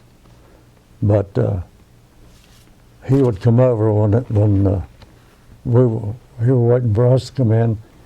He'd come over and wait on us. Okay. And that one trip where we were 2 hours late coming in, and the other crews had come in, and he'd say, "Well, where's so and so? Where's everyone?" And I said, "Well, they were on fire and going down." So Huh. he was pretty upset. I'll bet. But it turns out the fire was coming out of one cylinder on number 2 engine, and that cylinder was in the 7 o'clock position, looking at every time that intake valve would open, it would let in some fuel, an air mixture, Mm-hmm. and that would catch on fire, and it would blow out underneath the wing. We couldn't see it. I couldn't see it, and the co-pilot couldn't see it. The ball turret, he said he didn't see any fire. So I had to go back in the radio room and put the spare amplifier in. If we didn't have manifold pressure, that was the reason we was losing manifold pressure, because that all escaped. And I switched. So when you saw you were losing manifold pressure, what did you suspect? Well, we suspected it was the controller for the wastegate motor on the turbo supercharger. And to correct that, I went back and changed the amplifier for that controller, and it didn't make any difference. The reason it didn't make any difference was that cylinder was blown. So you had that blown cylinder all the way back to England? Had that blown cylinder all the way back to England, and we threw out our flak suits, our ammunition, some of the guns, 50 caliber guns, anything that had any weight to it, we threw it out the waist hatch. So you're flying back on 3 engines, or On 2. on 2? Well, what happened to the other engine? The other engine, we had a runaway prop. And the only reason you could stop that from excessive vibration was to feather the prop, which turned the prop straight like that, so that the thing will just sit there stationary. Right. So both engines on one side, and the waist gunner got on the intercom and said, why don't we land in Switzerland? And the pilot said, my wife's back in Oregon expecting a baby, and he said, if she gets a telegram from the War Department, it's hard to tell what'll happen. He said, we're going to make her back to England. Lo and behold, we did. 2 hours late. 2 hours late. I'll bet Bill and everybody was tickled to death to see you. He did. He chewed the pipe out of his. He smoked the pipe all the time. He chewed the mouthpiece off. He chewed the stem right off that damn thing. Waiting on us. Well, didn't your radio work? Yeah, but I don't know if we were in touch with the control tower. Well, the control tower wasn't. He didn't have any communications to the people out in the field anyway. All they had was a canvas tent and a couple of crew chief stands, and All right. they could have sent a jeep or something, but I don't know. So you got all the way back to Polebrook. Yeah. We got How all many the- miles was that you flew on 2 engines, roughly? 600 or 700 or 400, 500? I have no idea. It was a long time. I know we kept losing altitude, but a B-17 had a 10-to-1 glide angle. If you could get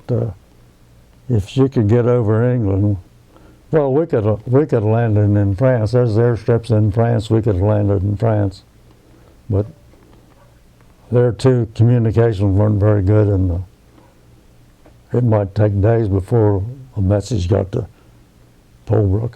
Uh-huh. How was the landing with 2 engines? Great, no trouble, no trouble. We had a good pilot. Anybody kiss the ground when you got out of the plane? No, we didn't kiss the ground, but they give us all a shot of cognac.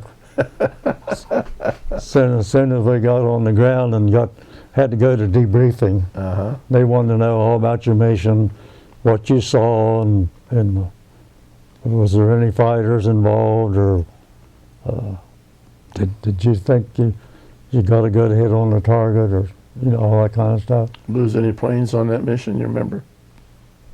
From flak? Yeah, there was. Or was that the mission that they had the 12 jet planes? I don't remember. Unless I look in my diary, I don't remember. Well, let me see your jacket. Okay. So we've got you to Berlin, and then you went back to Munich another time. So you went to Munich twice. Yeah. What was your target in Munich? Munich was, I think railroad yards, marshalling yards both times. Any problems either flight? There was a lot of flak, but no fighters. We only attacked one time with those Other jets? Me-262s. So you were in the 8th Air Force 351st Bomber Group. Were you always flying out of Polebrook? Yes, And you had a total of 10 combat missions? right. Do you have any damage to your aircraft in any of those 10 missions? We got some holes from flak, but no injuries or nothing serious from flak. So didn't have any injuries on the crew on any of these combat missions? Right, no injuries. You guys were pretty lucky. Hmm. I got one injury, but I shouldn't tell anybody about it. I got a little scar right there On your right leg? when they give you some food to eat, and one of the During the flight? during the flight, you'd be gone Hundreds of miles. 8 to 11 hours, so you needed something. And one time they gave us an orange, and when we got up there, I decided it was time to eat that orange. That damn thing was froze solid. I'll bet. I had to put it on the inverter. It changed DC to AC power, and it was warm. And I put it on that thing and left it there for over an hour, and it was still I chewed a little bit of it, but it was Rock solid, huh? from then on. Well, that's the only time I ever got an orange in England that I can remember. Mm-hmm. But that's one time they gave us a piece of chocolate about that big, of a cube about that big. Well, it was froze. So I got my pocket knife out and I laid that chunk on and opened the blade and I went like that and I bumped it a couple times, nothing happened. I hit a little harder. I thought, oh shit. And I knew You cut the chocolate and you cut yourself. and the guy told me, they said, go to the hospital, go to the hospital. Said, you'll get a Purple Heart. I said, I don't want a Purple Heart. I want to find my missions and get out of here. So I didn't. I put a Band-Aid on it. I pushed it back together and put a Band-Aid on it. And that was my one. But I could. Self-inflicted wound. There was guys that got Purple Hearts. They had accidents on bicycles. We had Really? every base had scads of bicycles. If there was a bicycle sitting there leaning up against something and you wanted to go someplace, just take it and go. Wherever you left it, somebody else would pick it up. So anyway, there was more than one guys would have a wreck on a bicycle. They'd go to first aid and tell them they just come back from a mission. Oh, gee. And they get signed up. Anyway, Did you have any time away from base? yeah, I got after we flew for our first 5 missions, the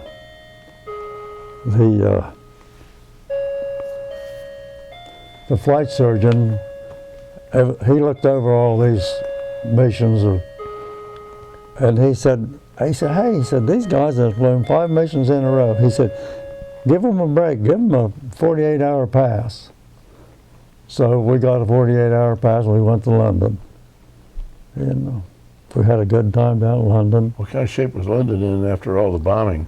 There was a lot of pock marks from bomb damage and stuff, but they got a V-2 rocket almost every night, one or two, and they sent some to Covington and some to Birmingham, but the real live damage, King's Cross Station was the railroad station that we went into from Polebrook, and it was damaged. They weren't really bombing the station, they wanted to bomb the railroad yards. Right. But they did a lot of damage to that. It was a big old concrete block, or not concrete block, concrete structure, and it had a lot of fragments from bomb damage.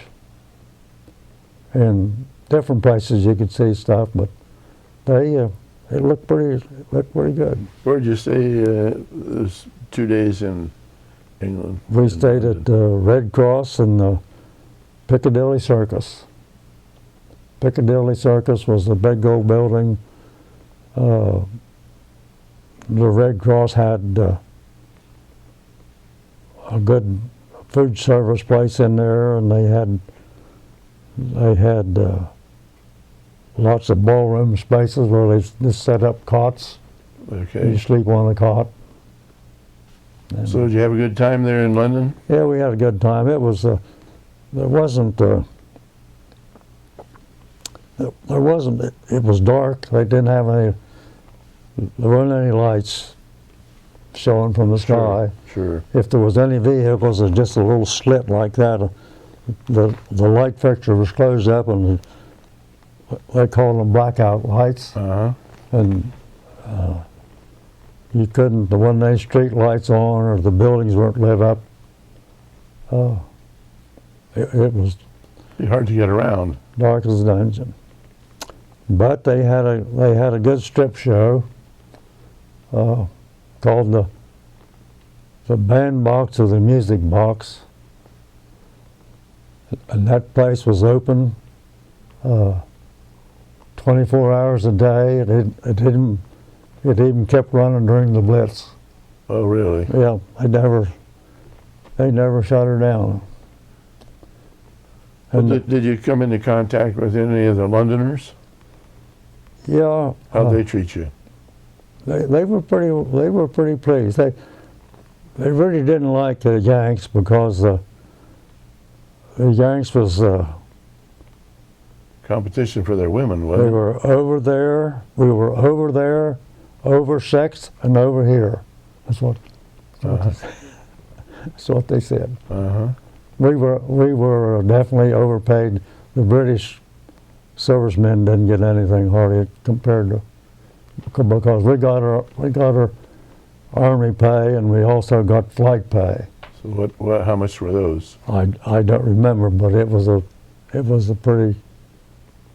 It seemed like flight pay was about half of your regular pay. Okay. So it's like time and a half? Right. All right, let me see you. And you only had to. We've got Bordeaux. Was that in Germany or France? No, that was in France. What happened to France? Bordeaux was the British had a bunch of troops over there before Germany took over France. They were fighting for France, and they retreated into Bordeaux, and there were like 300,000 British servicemen there.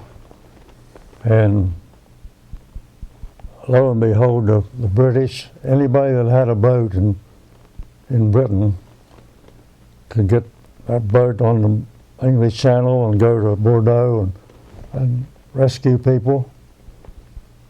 During about a 24-hour period, they got almost all those people Uh-huh. out of there.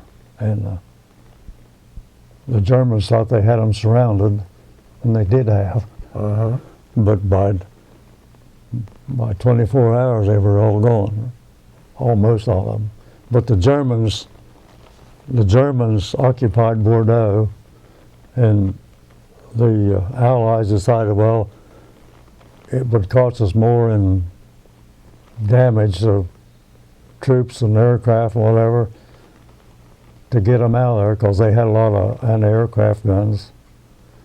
And so the war was winding down, and they decided, well, it's time to get them out of there. So we bombed Bordeaux. Was that a pretty successful mission? I'm not exactly sure, but I know we got a lot of flack during that mission. Did you lose any planes? You remember? I don't recall losing any planes. Well, going back to my first mission, the guys that have been there a while, it's just like going to college. The upperclassmen say, "Oh, you guys, you should have had it when we were started." And it was really rough. Well, over there, they told us the same thing. "Oh, when we started our missions, it was really rough. You guys, it's all going to be milk runs." Uh-huh. Well, my first mission, I thought this is not a milk run, because we were getting pretty well over the target, and a lot of flak showing up, and you could hear it and see it, but there wasn't any metal crashing or anything.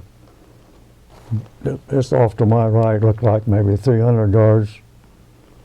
An aircraft just looked like it took a direct hit. That thing just exploded. This wing went this way, and this wing went this way, and part of the nose went, and the rest of it. And when it was falling, I didn't see a parachute come out of that thing anywhere. And I thought, well, if this is a milk run, I hate to go on a real bad one.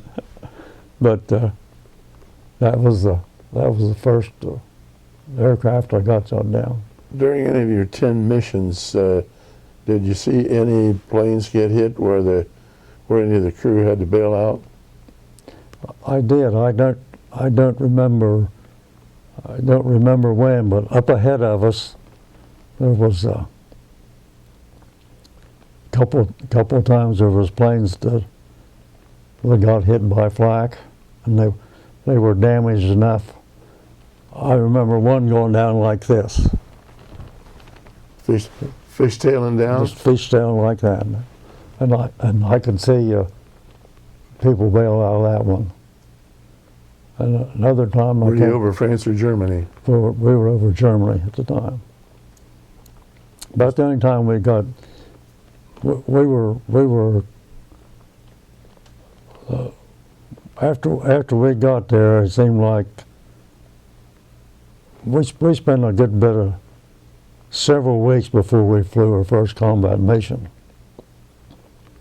And sometime during that time, it seemed to me, is when they crossed the Rhine River. As I can remember, Patton had crossed the Rhine River, and I think Omar Bradley's army had crossed up pretty near the center, and Montgomery was the general in charge of the British, and he was poised on the banks like a cat, ready to pounce. Uh-huh. And he was poised for several days before he pounced.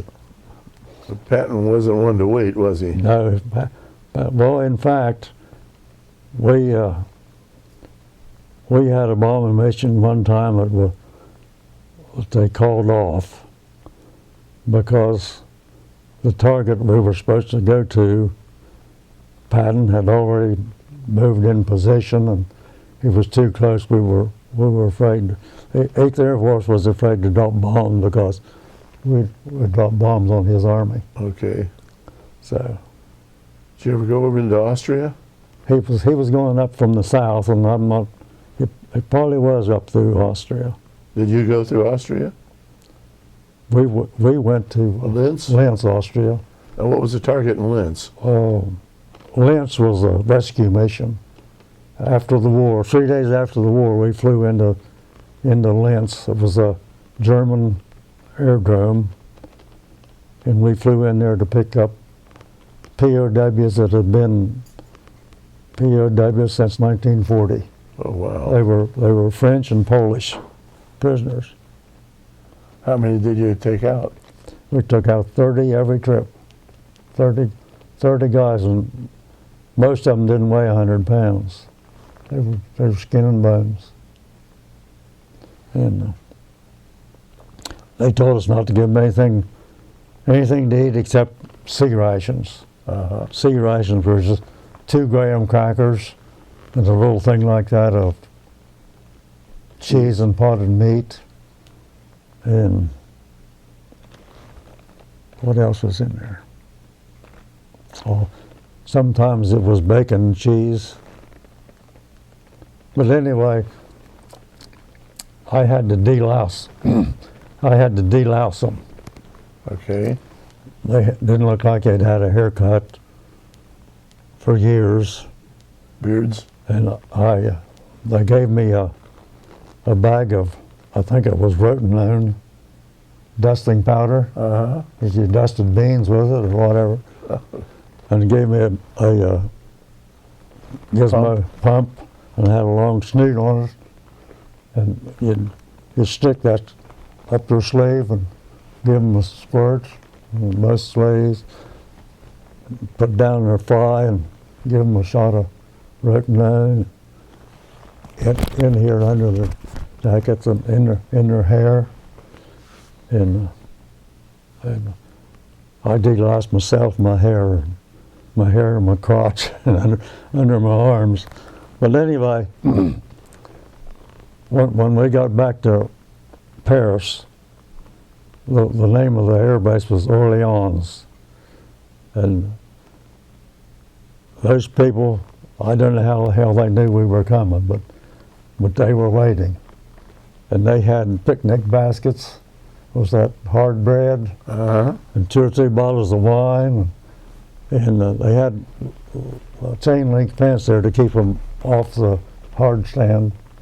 we taxied up there, and we no more and got stopped, and those people rode that fence down and was right out there Oh, really? hugging them and kissing them, and I don't think they knew any of them, but they were overjoyed that they were liberated. Oh, boy. And they started drinking wine and champagne and hard bread and cheese. So did any of them speak English? One guy on the plane could speak enough English that I could communicate with him, and he could talk to the other guys. Uh-huh. And did he tell you anything about his confinement? He didn't. Everything. He sounded almost like he's supposed to be French or Polish, but he sounded almost like an Italian. I asked him. I said, "Well, how was it? How was it during the past few years you've been over there?" And he said, "It hell. Uh-huh. That's about all I can get out of it. Uh-huh. And it's pretty obvious it was hell because But they all were real skinny. Yep. Did you observe any marks where they had been beaten up by the Germans? I didn't see anything. If they had any marks, they were covered up. But most of them had pretty heavy beards, Uh-huh. and their hair was long. And So I think you told me you had 2 of those rescue missions. yeah, Where was the second one? the same thing. Same place? Linz, Austria. And we went several times from Polebrook to Camp Lucky Strike, which was just across the channel in France. And those were POWs that had made it. There was Camp Camel, Camp Lucky Strike, Camp Chesterfield, all Cigarettes. and all they were airstrips made out of matting, steel Yeah. matting, and we were supposed to, because those POWs that we brought from Linz, they didn't have much luggage, and nobody weighed over hardly 100 pounds. So we brought 30 each trip from them. But in France, they told us no more than 20 guys because they had decent uniforms and they had some baggage. Mm-hmm. Well, my pilot was pretty soft-hearted, and we'd stand there when was putting people on the plane, and I'd say, "Jess, that's 20," and next guy, he'd have tears in his eyes, and he said, "Please let me go, please let me go." He'd say, "Get on there." Uh-huh. And we'd sometimes have 25 or more. And Uh-huh. when we took off on those missions, we could just barely get that thing up to 110 miles an hour. And just before we got to the English Channel, we'd hit a bump. That thing would go airborne. Uh-huh. And as soon as it went airborne, he'd nose her down, and we'd go down toward the water until it could pick up speed, Uh-huh. and we could take off. Well, let's see when your last mission was. Last mission was POW evacuation. Looks like May 22 of 45 from Linz. So when did you leave England? Oh, we didn't, since we hadn't been in the service too long, we had to have so many points to get out of the service. So the older guy, like my brother, he was one of the first to leave England. He had to go to Prestwick, Scotland, and get on the Queen Elizabeth and go back to the States. That's how he got over. Same ship. They stripped all the luxury stuff out of those steamships and made troop ships out of them. and they would have 30,000 GIs on there. Wow. Half of them would be below deck 24 hours, and half of them would be on deck 24 hours. That's how they got home. What would be the length of time for the trip home? 7, 8 days? No, the trip over was 6 days, and the trip back was like 4 days. The trip over, they were zigzagging to avoid submarines, and it took them 6 days. All right. But going back, they went straight across the Atlantic, and it seemed to me like it was 3 or 4 days going back. Okay.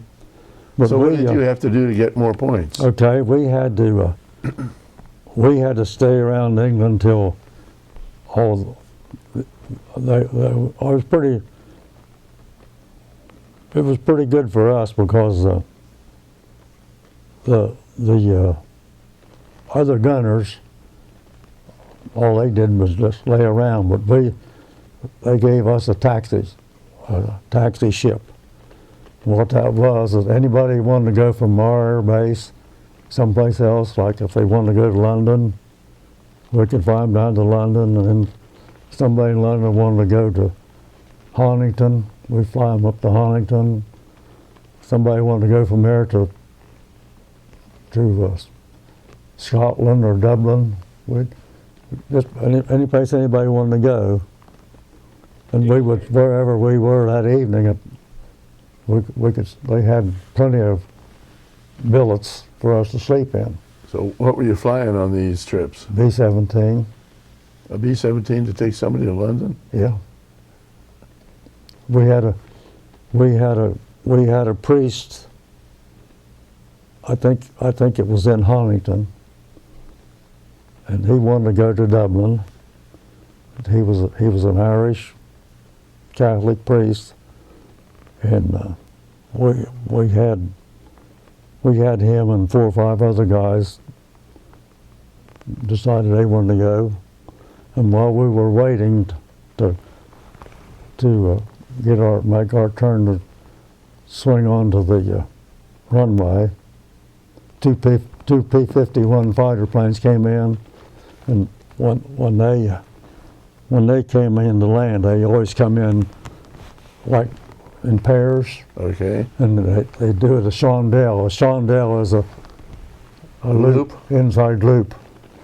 And when they come out of that loop, then they'd come in and land. The lead plane would land first, and then the wingman would land. Well, when they went up like this, the wingman's propeller chewed the wingtip off of the lead plane, and he'd just come down like that, landed. Oh man! He didn't land more than 75 or 80 yards away from us, head in. Just dug a hole in the ground. And took quite a while to get him out of there. Oh, did he survive that? He was just like a gelatin. They said every bone in his body was broken.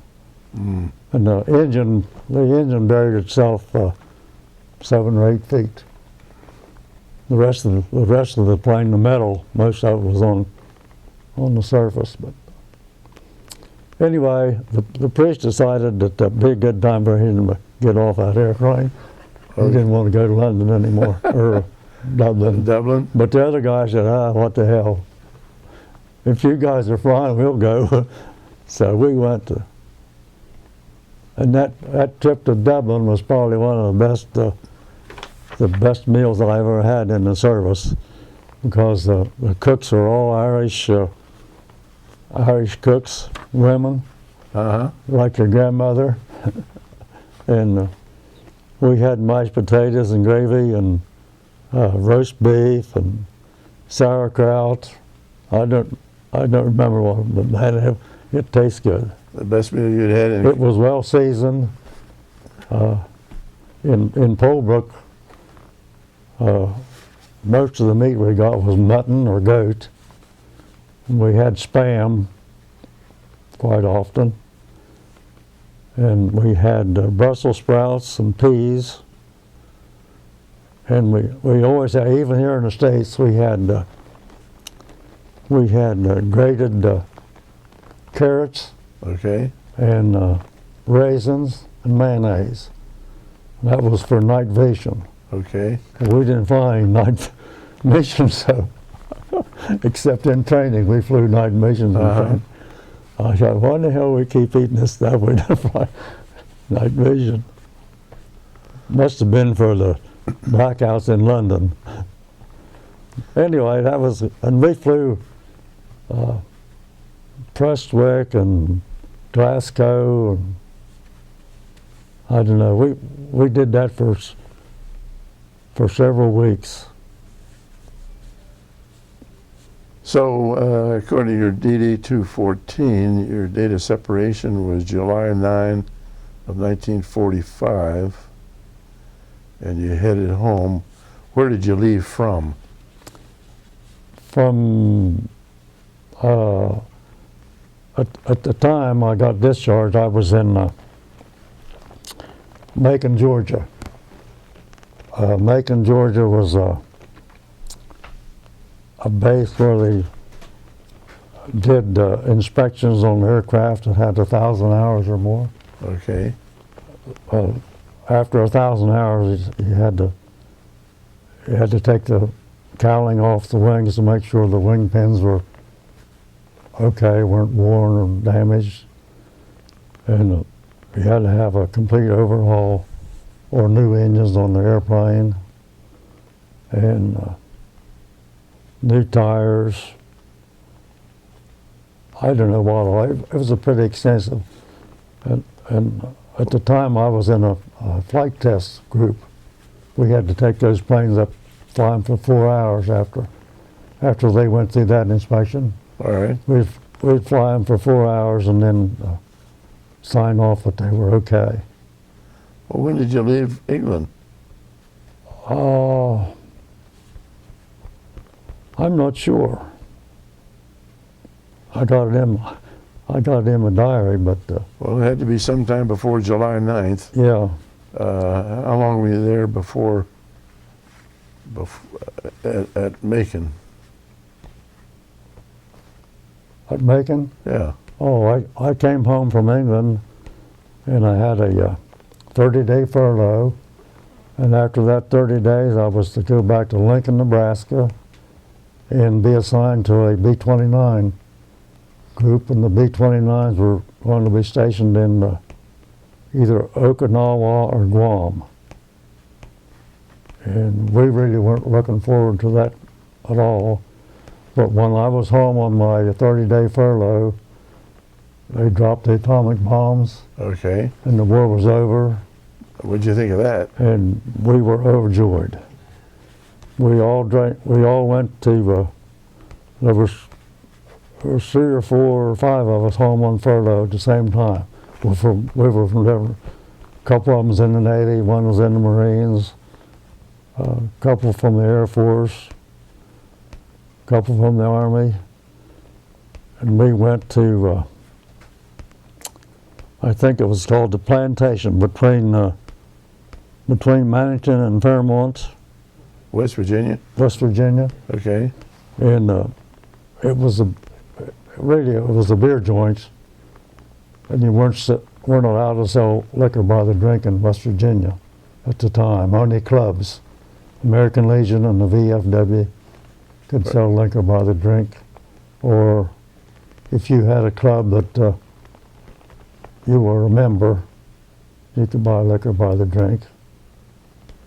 And So you went to to be a member, all you had to do was go in and tell them that you wanted a drink. They'd say, "What's your name?" and you'd tell them, and they'd write your name on the label. the membership list. So she was a member. But anyway, we went over there when the war was declared over. Actually, dropped a second bomb, and the Japs surrendered. And everybody was cheering and singing and having a party, and went in there, and we ordered, different guys ordered drinks, and the bartender said, "We only sell one drink tonight. It's called Atomic POWs." And They had a bottle of gin, a bottle of bourbon, a bottle of rum. What else? Anyway, there was about 5 different bottles, and he poured a shot of each of those in their glass and some ice. That was an atomic powers. My God, after one of those, we didn't know her ass from a hole in the ground. But I drove home. Oh man, that's good. Leland Garner was one of the guys, and he was in his car by himself. And on the way home, right there at the foot of the divide hill, the divide was, any water on that went to the Atlantic Ocean, and any water on the other side went to the Gulf of Mexico. So anyway, right at the foot of that hill, he was broadside. He had hit a cliff of rocks on the right, bounced off of that and hit the guardrail on the left. Well, I got out to see how he was, and he thought I was Hagen Renner. Hagen Renner was the tow truck driver at the Ford garage. And he said, Hagen, he said, don't tell Dad. He said, don't tell Dad. He said, but go get your record. I said, well, Leon, I'm not Hagen, but I said, I can make sure I get you home okay. I said, do you think we can push this car out of the way so somebody else will hit it? And he said, Hagen, whatever you say is okay. So the guys in my car got out, and between the group, we got the thing shoved to one side and got it out, pretty much out of the way. And he got in my car, and we drove home. But when I pulled up in front of the house, instead of parking like this, I parked like that. Next morning I got up and looked out and I thought, what the hell happened? But anyway. That was a good night. We survived. And then we did go back. We did have to report to Lincoln, Nebraska. But in Lincoln, Nebraska, I still didn't have enough points to get out. So they sent me to Deming, New Mexico. And Deming had been an Air Force base that had been closed. And they had to have housing places for people. So they gave me a job as the athletic director. I went to the gymnasium, and there was an office in there, and the cage was volleyballs and basketballs and softballs and bats and everything imaginable. And they said, anybody who comes in here and wants to play basketball or whatever, just sign them out for whatever they need and tell them to bring them back when they're done. That was my job. So I was sitting there, typing a letter home, and I could type 35 words a minute, but I wasn't a typist. And the guy I worked for came in. He was a master sergeant or whatever. He said, he said, can you type? He said, I need you in the orderly room. I said, no, I can't type. I said, I'm just trying to type a letter to my sisters back home. I said, I really can't do this. I said, I couldn't do that kind of work. He said, oh, okay. So I got out of that job. And a few days later, they came and said, they need a flight engineer in Macon, Georgia. They got a flight test outfit there, and they're short. And he said, they need a radio operator. He said, there's also a radio operator. He said, we're going to send you both to Macon, Georgia. So a few days they put us on a train, and we went to Macon, Georgia. And I was in that flight test outfit for several months. Well, that was probably July or August till September. I think I got out September the 30th. September 30, right, And right. so we did that. We'd fly 4 or 5 times a day. We flew C-54s, C-47s, B-24s, B-29s. The B-29 I flew as an observer. I'd have to get in the plane and crawl back through the tunnel over 2 bomb bays and get in the back. And there was 2 bubbles. 2 bubbles, a bubble on each side and one in the top. And I'd have to, when they worked the controls in the cockpit, I'd have to get on the intercom and say, elevator's okay, rudder's okay, aileron's okay, whatever. And I'd have to tell them if the landing gear, when they took off, if the landing gear was up. You could tell when the landing gear went up, you could, Okay. you knew at least one went up, but from that one bubble I could see the landing gear. Okay. But they couldn't see it. They were way ahead of it. And the engineer in the B-29 set off to he had the same controls right here on the side as the pilot and co-pilot had it. He couldn't control the plane, but he started, the flight engineer on the B-29, he started the engines and run them up and controlled the throttles and the fuel mixture and all that stuff. The pilot and co-pilot didn't have to do that.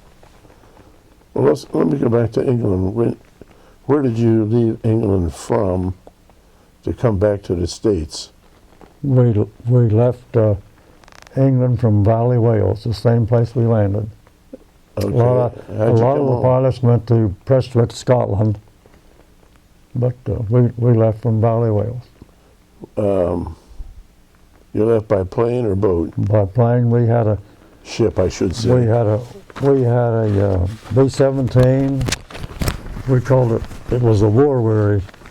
War weary meant it had a lot of missions on it, and it didn't have a name on it. So the waist gunner painted a name on pots and pans. They said that all those B-17s coming back was going to be turned into cooking utensils. So we painted on their pots and pans. And where did you come to in the States? We came to Bradley Field, Connecticut. Okay. In Bradley Field, Connecticut, we went up to Camp Miles Standish, and we could turn in all of our personal belongings, everything except our personal belongings, all the GI issue stuff, and they put everything through supposedly a radar thing, like you do in an airport, put on a conveyor and it went through a tunnel. All right. That was supposed to be radar checked. And then when it got out, you had to go turn everything in. Now, radar checked or X-ray checked? Probably X-ray X-ray. checked. X-ray. Well, let me get out of your military. You're not married at all while you're over there. No. Are you communicating with your girlfriend or anybody? I didn't have a girlfriend really at that time. All right. I had dates with several girls, but nothing serious. When did you get married? 1948. What date? How about July the 7th, 1948. good memory. What's your wife's name? Helen Dolores Kane Parish. How did you meet her? The first time I saw her, I was out of the service, and I was working temporarily in a SO service center, and her boyfriend pulled in there to buy some gas, And when I cleaned the windshield, back then you cleaned the windshield, check the oil and water, I remember those days. all that stuff. And when I cleaned the windshield, I cleaned her side of the windshield for a long time. Because she was a good-looking young lady. And that's the first time I met her. But then, I don't know how long later it was, another Army buddy of mine, and we went to a Christmas program at the high school. And she sang an introductory song before they opened the curtains. I forget what the program was, but she sang something. And I thought, well, that's getting pretty good. And when we were leaving the auditorium to go down the stairs to the ground floor, somebody either pinched me in the butt or punched me or something, and I turned around, and it was Helen and Elizabeth Taylor. And I don't know which one of them got my attention, but I was staring her right in the face. And I said, we ought to have a date sometime. And she said, well, could you give me a ride home? I said, yeah. She lived about 6 miles down the road on 250 in Littleton. And she said, we're gonna take a friend over with me. She said, my friend lives close by. So she got in the middle and her friend got on the other side, and we drove to Littleton that way. And somehow during the time from there to Littleton, I got a date with her a couple of days down the road. And I know what, I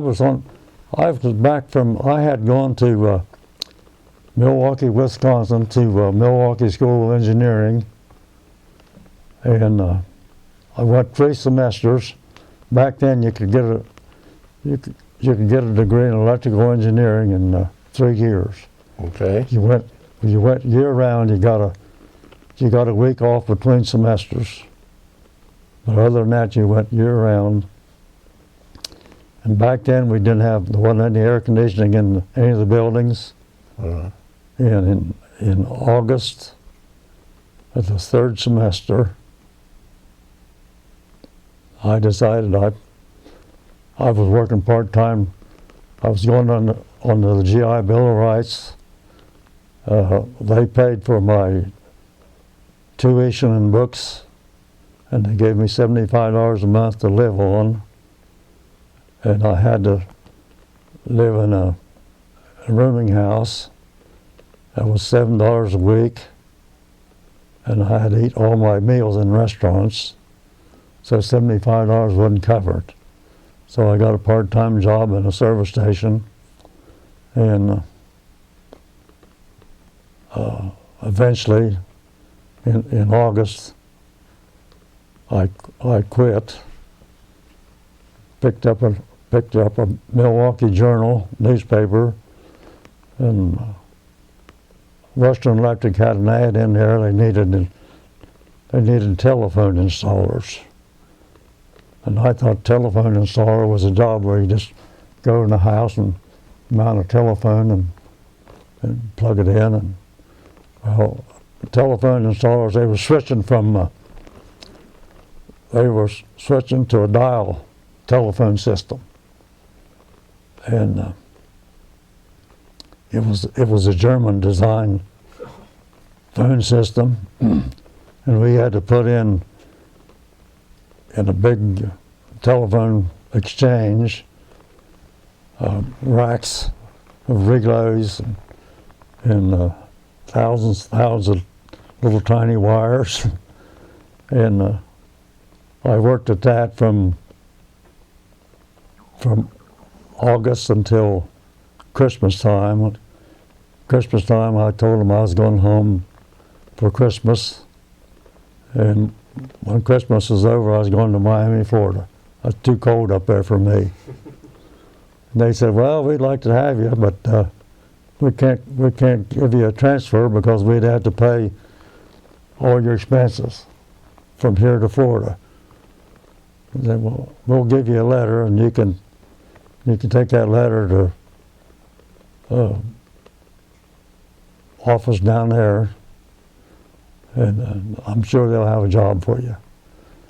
So when I got to Miami, I went to the phone company, and they said, yeah, we got a job.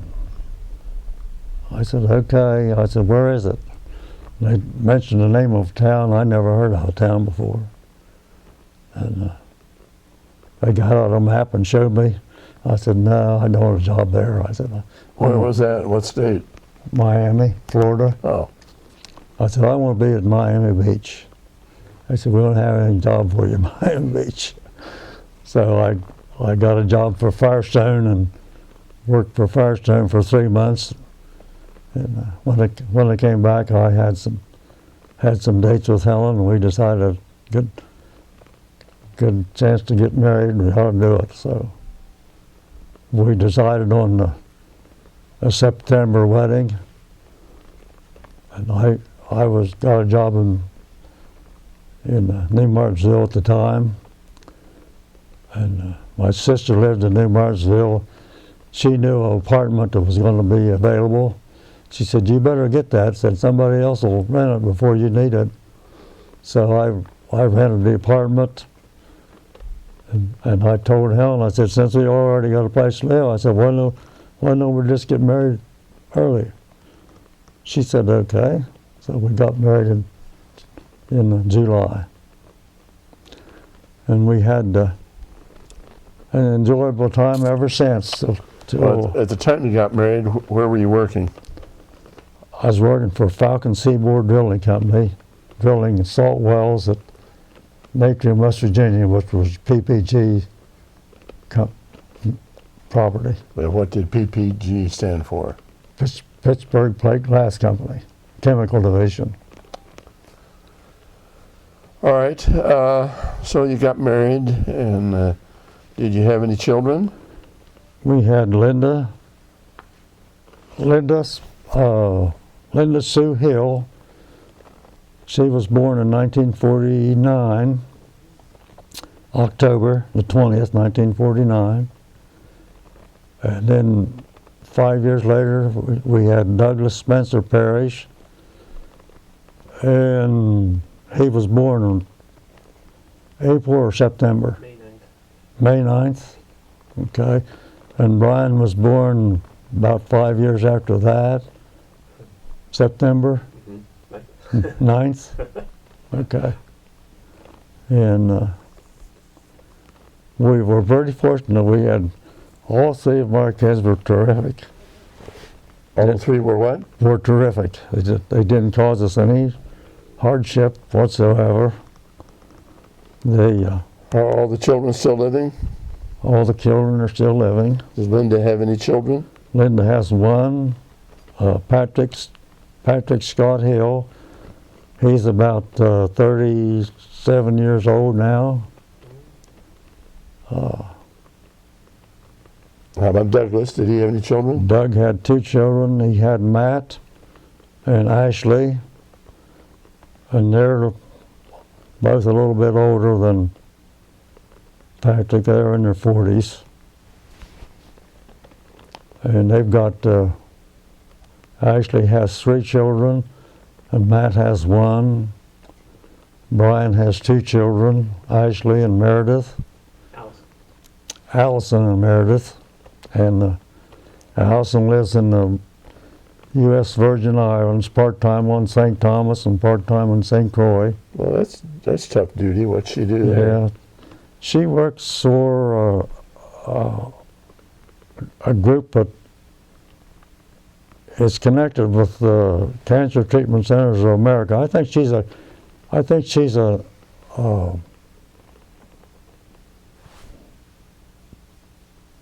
somebody that tries to bring new employees into the company. Okay. She's got a lot of hats. Okay. A lot of hats. Yep. What's this badge? 8th Air Force. That's one of the original 8th Air Force. This one on my shoulders is bigger. But that's an original in your hand. That's an original. What's this insignia? That's the 510th Bomb Squadron. This is the 1100 and this is the 511th Bomb Group. You see that? Can you see that?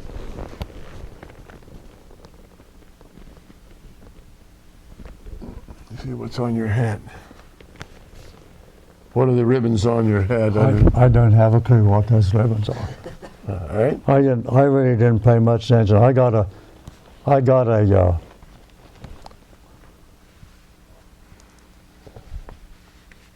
blue ribbon is all the. Well, you've got an air medal with 2 clusters. What does that signify? Air medal is a blue ribbon and the 2 clusters. Each cluster means 5 missions. And you did 10 combat missions, 2 rescue missions, and you mentioned that I'm looking at your bio here. You lost 2 engines on two different missions. We talked about one. What was the second one? Or am I repeating myself? No, it was the next day, and I don't know. It seems to me like that one of the missions we lost 2 engines was over Dresden. Dresden was a long way off, and it took. I think that's the one that I was 2 hours late. I can get my. Well, what was how you came back on 2 engines both times, and you were successful in getting all the way back to the base on 2 engines? Yes, both times. I don't know if this is true or not, but I met a tail gunner, and about a month ago, and he said that on one of the missions they had lost 2.5 engines, and they flew back on 1.5 engines from Germany. Now, I don't know if a B-17 could handle that. Well, I know you can fly for a distance on 1 engine, but you have to have a pretty good altitude when you start, because you lose altitude pretty fast. All right. On 1 engine. We were losing altitude gradually all the way back. By the way, that one time that things looked pretty shaky, and I fired 2 red flares for fighter plane escort because we were still in enemy territory, but we didn't get any escort. And the pilot said, shoot all the flares you got way out over. It was a canvas bag about that big a square, like a small handbag. I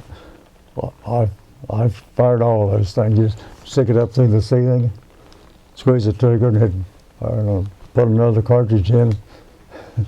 We never got any fighter escort. They were all down on the deck shooting up anything they could. If they saw a railroad train or A truck an or army that looked like an army vehicle or whatever, they'd shoot at it. So.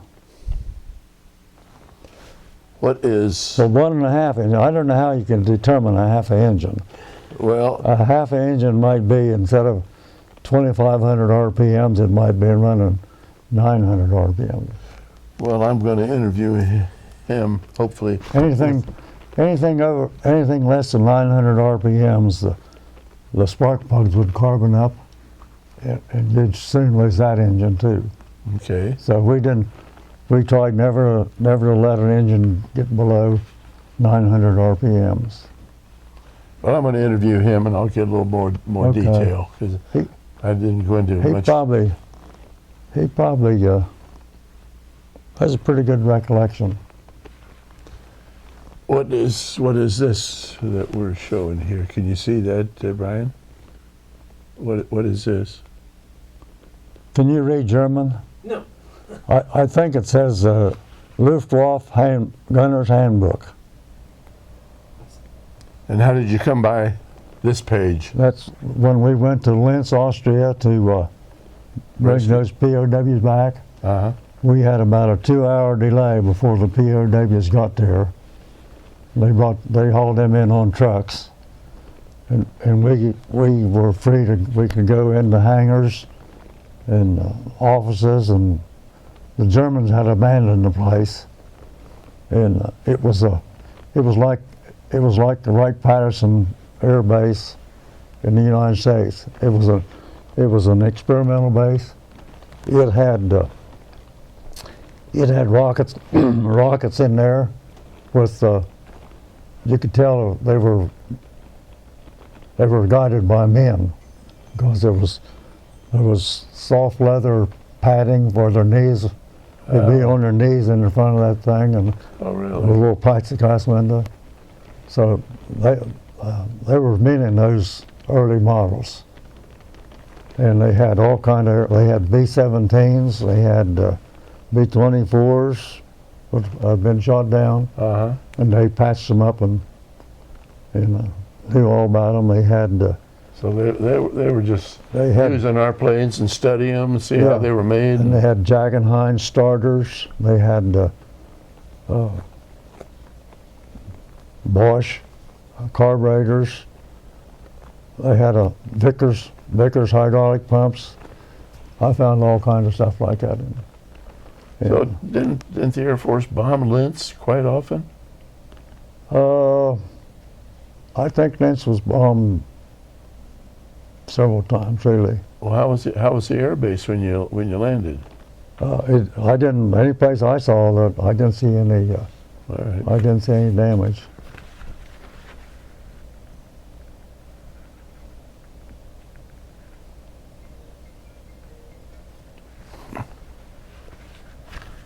Brian, do you have any questions or anything you'd like What's the to talk about your the dad? insignia on your right shoulder? Lean out here so I can get a picture of that. What's the significance of that?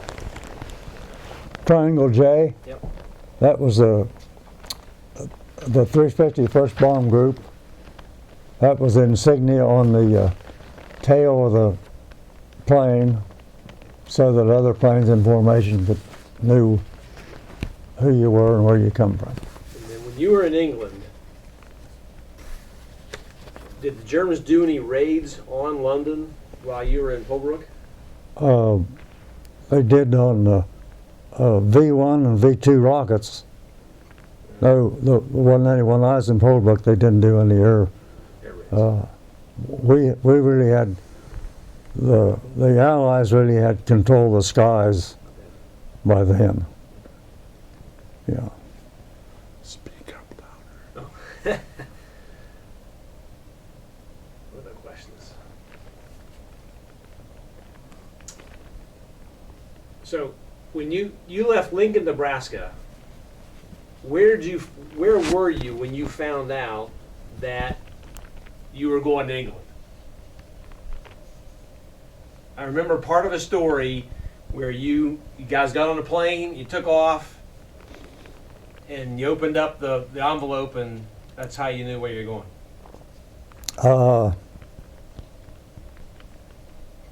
When we left Lincoln, Nebraska, we didn't know where we were going then, because we had all that jungle gear. We had gear for Alaska. We could have been going any place, but somewhere, probably in Manchester, New Hampshire. Okay. We probably knew then, because we knew we were going to Goose Bay. But we didn't. When we got to Valley Wales, we didn't know. But when we took off from Valley Wales, is when the pilot opened the envelope and said, we're going to drop this plane off in Huntington or wherever that base was at Modification Center. We were going to 351st Bomb Group in Polebrook, England. And I said, hey, that's great. He said, what's so great about it? And I said, my brother's stationed I didn't know Polebrook. I knew he was stationed at 351st Bomb Group. But when you wrote to him, you wrote W.R. Parish Jr., 351st Bomb Group, APO number so-and-so. But you didn't know where that APO was. That was American Post Office was APO. And I said, I've been sending him letters to that address for a couple of years. I said, I know where he'll be there. So sure enough. And I told you about how I found Bill. Yeah, tell that story. That's a good Okay. story. When I got to Polebrook, England, and got unpacked and was assigned a bed and all that kind of stuff, then I started asking questions. Where could I find my brother? And somebody said, oh, you have to walk through the woods. There's a trail from here over through the woods, and ground crew members are over there. So I went over there, and I walked into a Quonset hut, and there was about probably 25 guys in there. I said, does anybody in here know Bill Parish? And one guy's name was Ellersick, and he was down in the Carolinas someplace. And he said, I know Bill. He said, yeah, he bunks in here. And I said, well, where could I find him? He said, well, he's in town right now, but he'll be back after a bit. He said, just go over here in the theater and start watching a movie. He said, when he comes over, we'll send him over. Did you tell him who you were? I told him I was Joe Parish, and he came probably 35 or 40 minutes. He came in the back of the theater, and he says, it's Corporal Parish in the audience. One of the guys there said, Bill, you're Corporal Parish. He said, what the hell's wrong with you? Well, I heard him, and I got up and walked back, and it was a joyous rendezvous. I'm sure it was. What was your highest rank that you got? I got a staff sergeant. When you flew 5 missions, you got an extra stripe. That made me a sergeant. I flew my next 5 missions, I got an extra stripe as a staff sergeant. So if I had completed my missions, I would have been a tech sergeant, which would have been good as far as pay is concerned. But anyway, everything turned out great. Well, it's good that you were more toward the tail end of the Yep. war, because the Germans didn't have the air power Right. at that time. They had airplanes, but they didn't have enough fuel. Mm-hmm. We had bombed out, well, one of our missions was an underground oil storage. And we saw the target on the briefing. And when we got over there, the target looked exactly like just looked like a big open field, 4 times bigger than a football field, and trees all around it. And we dropped our bombs, and they landed in that field. We could see a bomb hit, but it would just be a puff of smoke from the bomb. Right. Well, you had to go on 3 minutes or something like that, and then make a left turn, and then 3 minutes, and then another left turn, and head back. And when we came back past that thing, that whole field erupted. We had we had set that oil on fire, and the tanks were underground tanks were exploding, and some of that. From the time we got out of sight, that smoke was up as high, almost as high as we were. Wow. So we hit the target. Good. Some of the bombs found their mark, and those explosions set off other stuff, and we did a good job. Good. So, but we had bombed refineries and oil storages, and they didn't have the fuel. But Romania was a oil refinery, and we lost a lot of planes.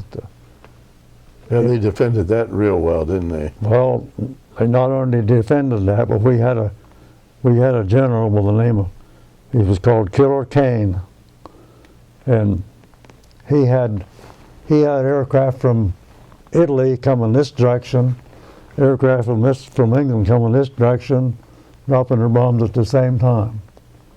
And one group dropped their bombs right down through the group of good guys, Oh, gee. and knocked a lot of planes out of the sky before they. Wow. You're talking about fuel. I think I remember you telling a story that part of the problem the Germans had is their ground equipment ran on 1-octane fuel, and their air equipment ran on a different octane fuel. So they had to have multiple. No, they all run on 73 octane. The aircraft Okay. and the trucks and cars, Okay. everything run on 73. We had 100 octane fuel, which we had superior speed and travel time. Were there any African Americans in your bomber group? No, I never heard of the Tuskegee Airmen till in the 60s or 70s. I didn't know we had.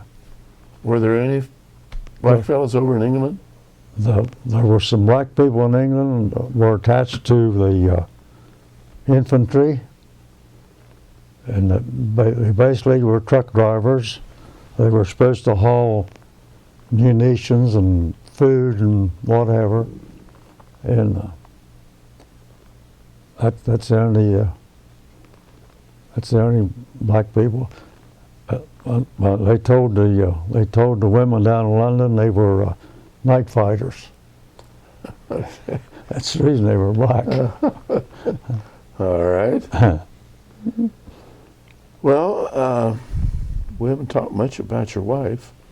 While you were dating her, where did she work? She worked in her her dad had a IGA store, a grocery store Here in New Martinsville? in Littleton, West Virginia. In Littleton, okay. And she worked when she was in high school and until we got married. She worked for her dad's store, and we got married and came down here. She got a job at the courthouse typing tax tickets. Back in the day, all the tax tickets before computers, they had to hand type all those. Yeah. And they had about six young girls typing tax tickets for the sheriff's department. Okay. And then, Well, after you got married, what did she work when you started having children? yeah, after we had children, and I don't know the age of the kids, but anyway, they were old enough that they didn't have to have babysitters. And she got a job at the New Martinsville Bank. She worked somebody's vacation as a teller. All right. And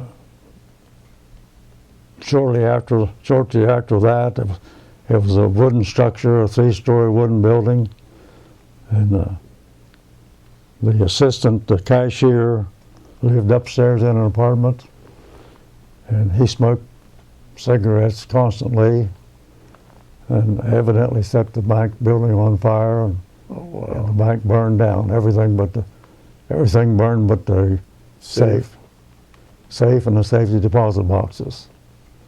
So they hired her back to come back and get all that stuff out of all those documents and stuff out of the safety deposit boxes and keep it segregated so it went back in the right box, Right, and dried it out. It got wet from the fire hoses and stuff. sure.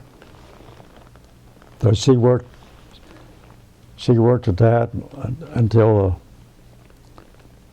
the new bank was completed. They put in a temporary bank, a trailer or some sort, and then they tore the old building, the rest of it down. And there was a policeman on guard all the time, but she was working there by herself, getting those things dried out and filed and whatever. When they tore the old building down, built a new bank, and they hired her back as a teller. And after that, I'm not sure what happened, but she went to work all between the time that they built the new bank. She went to work for an engineering firm across the street. It was called Wheeler's Associates. There's a couple of industrial engineers. One was a mechanical engineer. They designed the streets and sewer systems and water piping and stuff in town. And she worked for them for about a year and a half, and then she got back on at the New Martinsville Bank. And then Mobay Chemical started, Mobay was a division of Monsanto and Bayer. Monsanto and Bayer built a chemical plant between here and PPG. It was 3 or 4 miles up the road, and they were starting a credit union.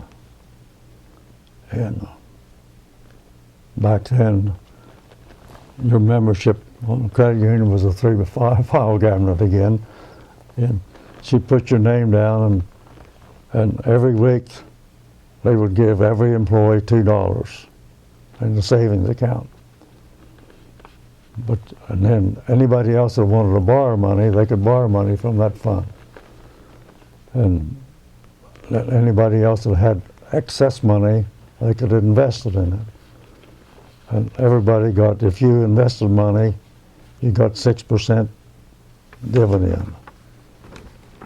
And if you borrowed money, you had to pay about 7%.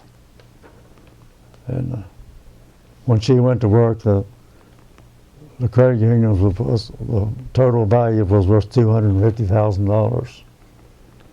And she worked till she retired, and she moved up to manager of the credit union. All right. And when she retired, it was worth $53 million. Oh, wow. When she retired. Wow. It grew, and they had an office in Pittsburgh, one in Charlotte, North Carolina, one in High Point, North Carolina, one in Charleston, South Carolina. When did she retire? When did she retire? Let's see. I retired in 85. She must have retired about 1990 or so. So you had your last working career was with PPG? I retired in 85. In about 6 months, I got a call from Mobay saying that they understood I was out of work and would I be interested in a temporary job. Said, we got to work up here for you for about 6 weeks. We're going to build a new unit, an incinerator, back back at the time, you could just burn your trash on the lower end of your plant. Just throw it on a pile and burn it, Okay. no matter what it was. Whether it was chemicals or cardboard. And I said, yeah, I can do that. They said, well, we'll meet you down at the Candlelight, there's a restaurant down here on the highway. I said, we'll meet you down there for lunch, and we got to conduct a little interview. So I went down, and the guy that was in charge of the department, it was the construction unit, and I went down there and interviewed and told them they wanted to know what kind of money I was thinking about, and I said, well, I'll give them a number. I thought it was way more than they would pay me. I said, we can handle that. So, so I went to work, and I lasted 18 months. And I did a little bit of everything. Was that your last job? That was my last job. And what year was that? It was 86, 87. Probably in late 87, 1987, I'd say. That sound about right, Brian? Yeah. Well, Brian, do you have anything else? And you covered a lot of ground. All right. I want to thank you for, Hey, number one, your service. thank and you. Number two, this great interview. All right. Nice to meet you. It's nice to meet you, and nice to have a visit and talk with you. Well, your son had a lot of good things to say Yeah. about you, and I couldn't wait to I'm going out. interview you. I'm going out. Hopefully, you'll introduce me to your wife, because I was kind of looking forward. She's been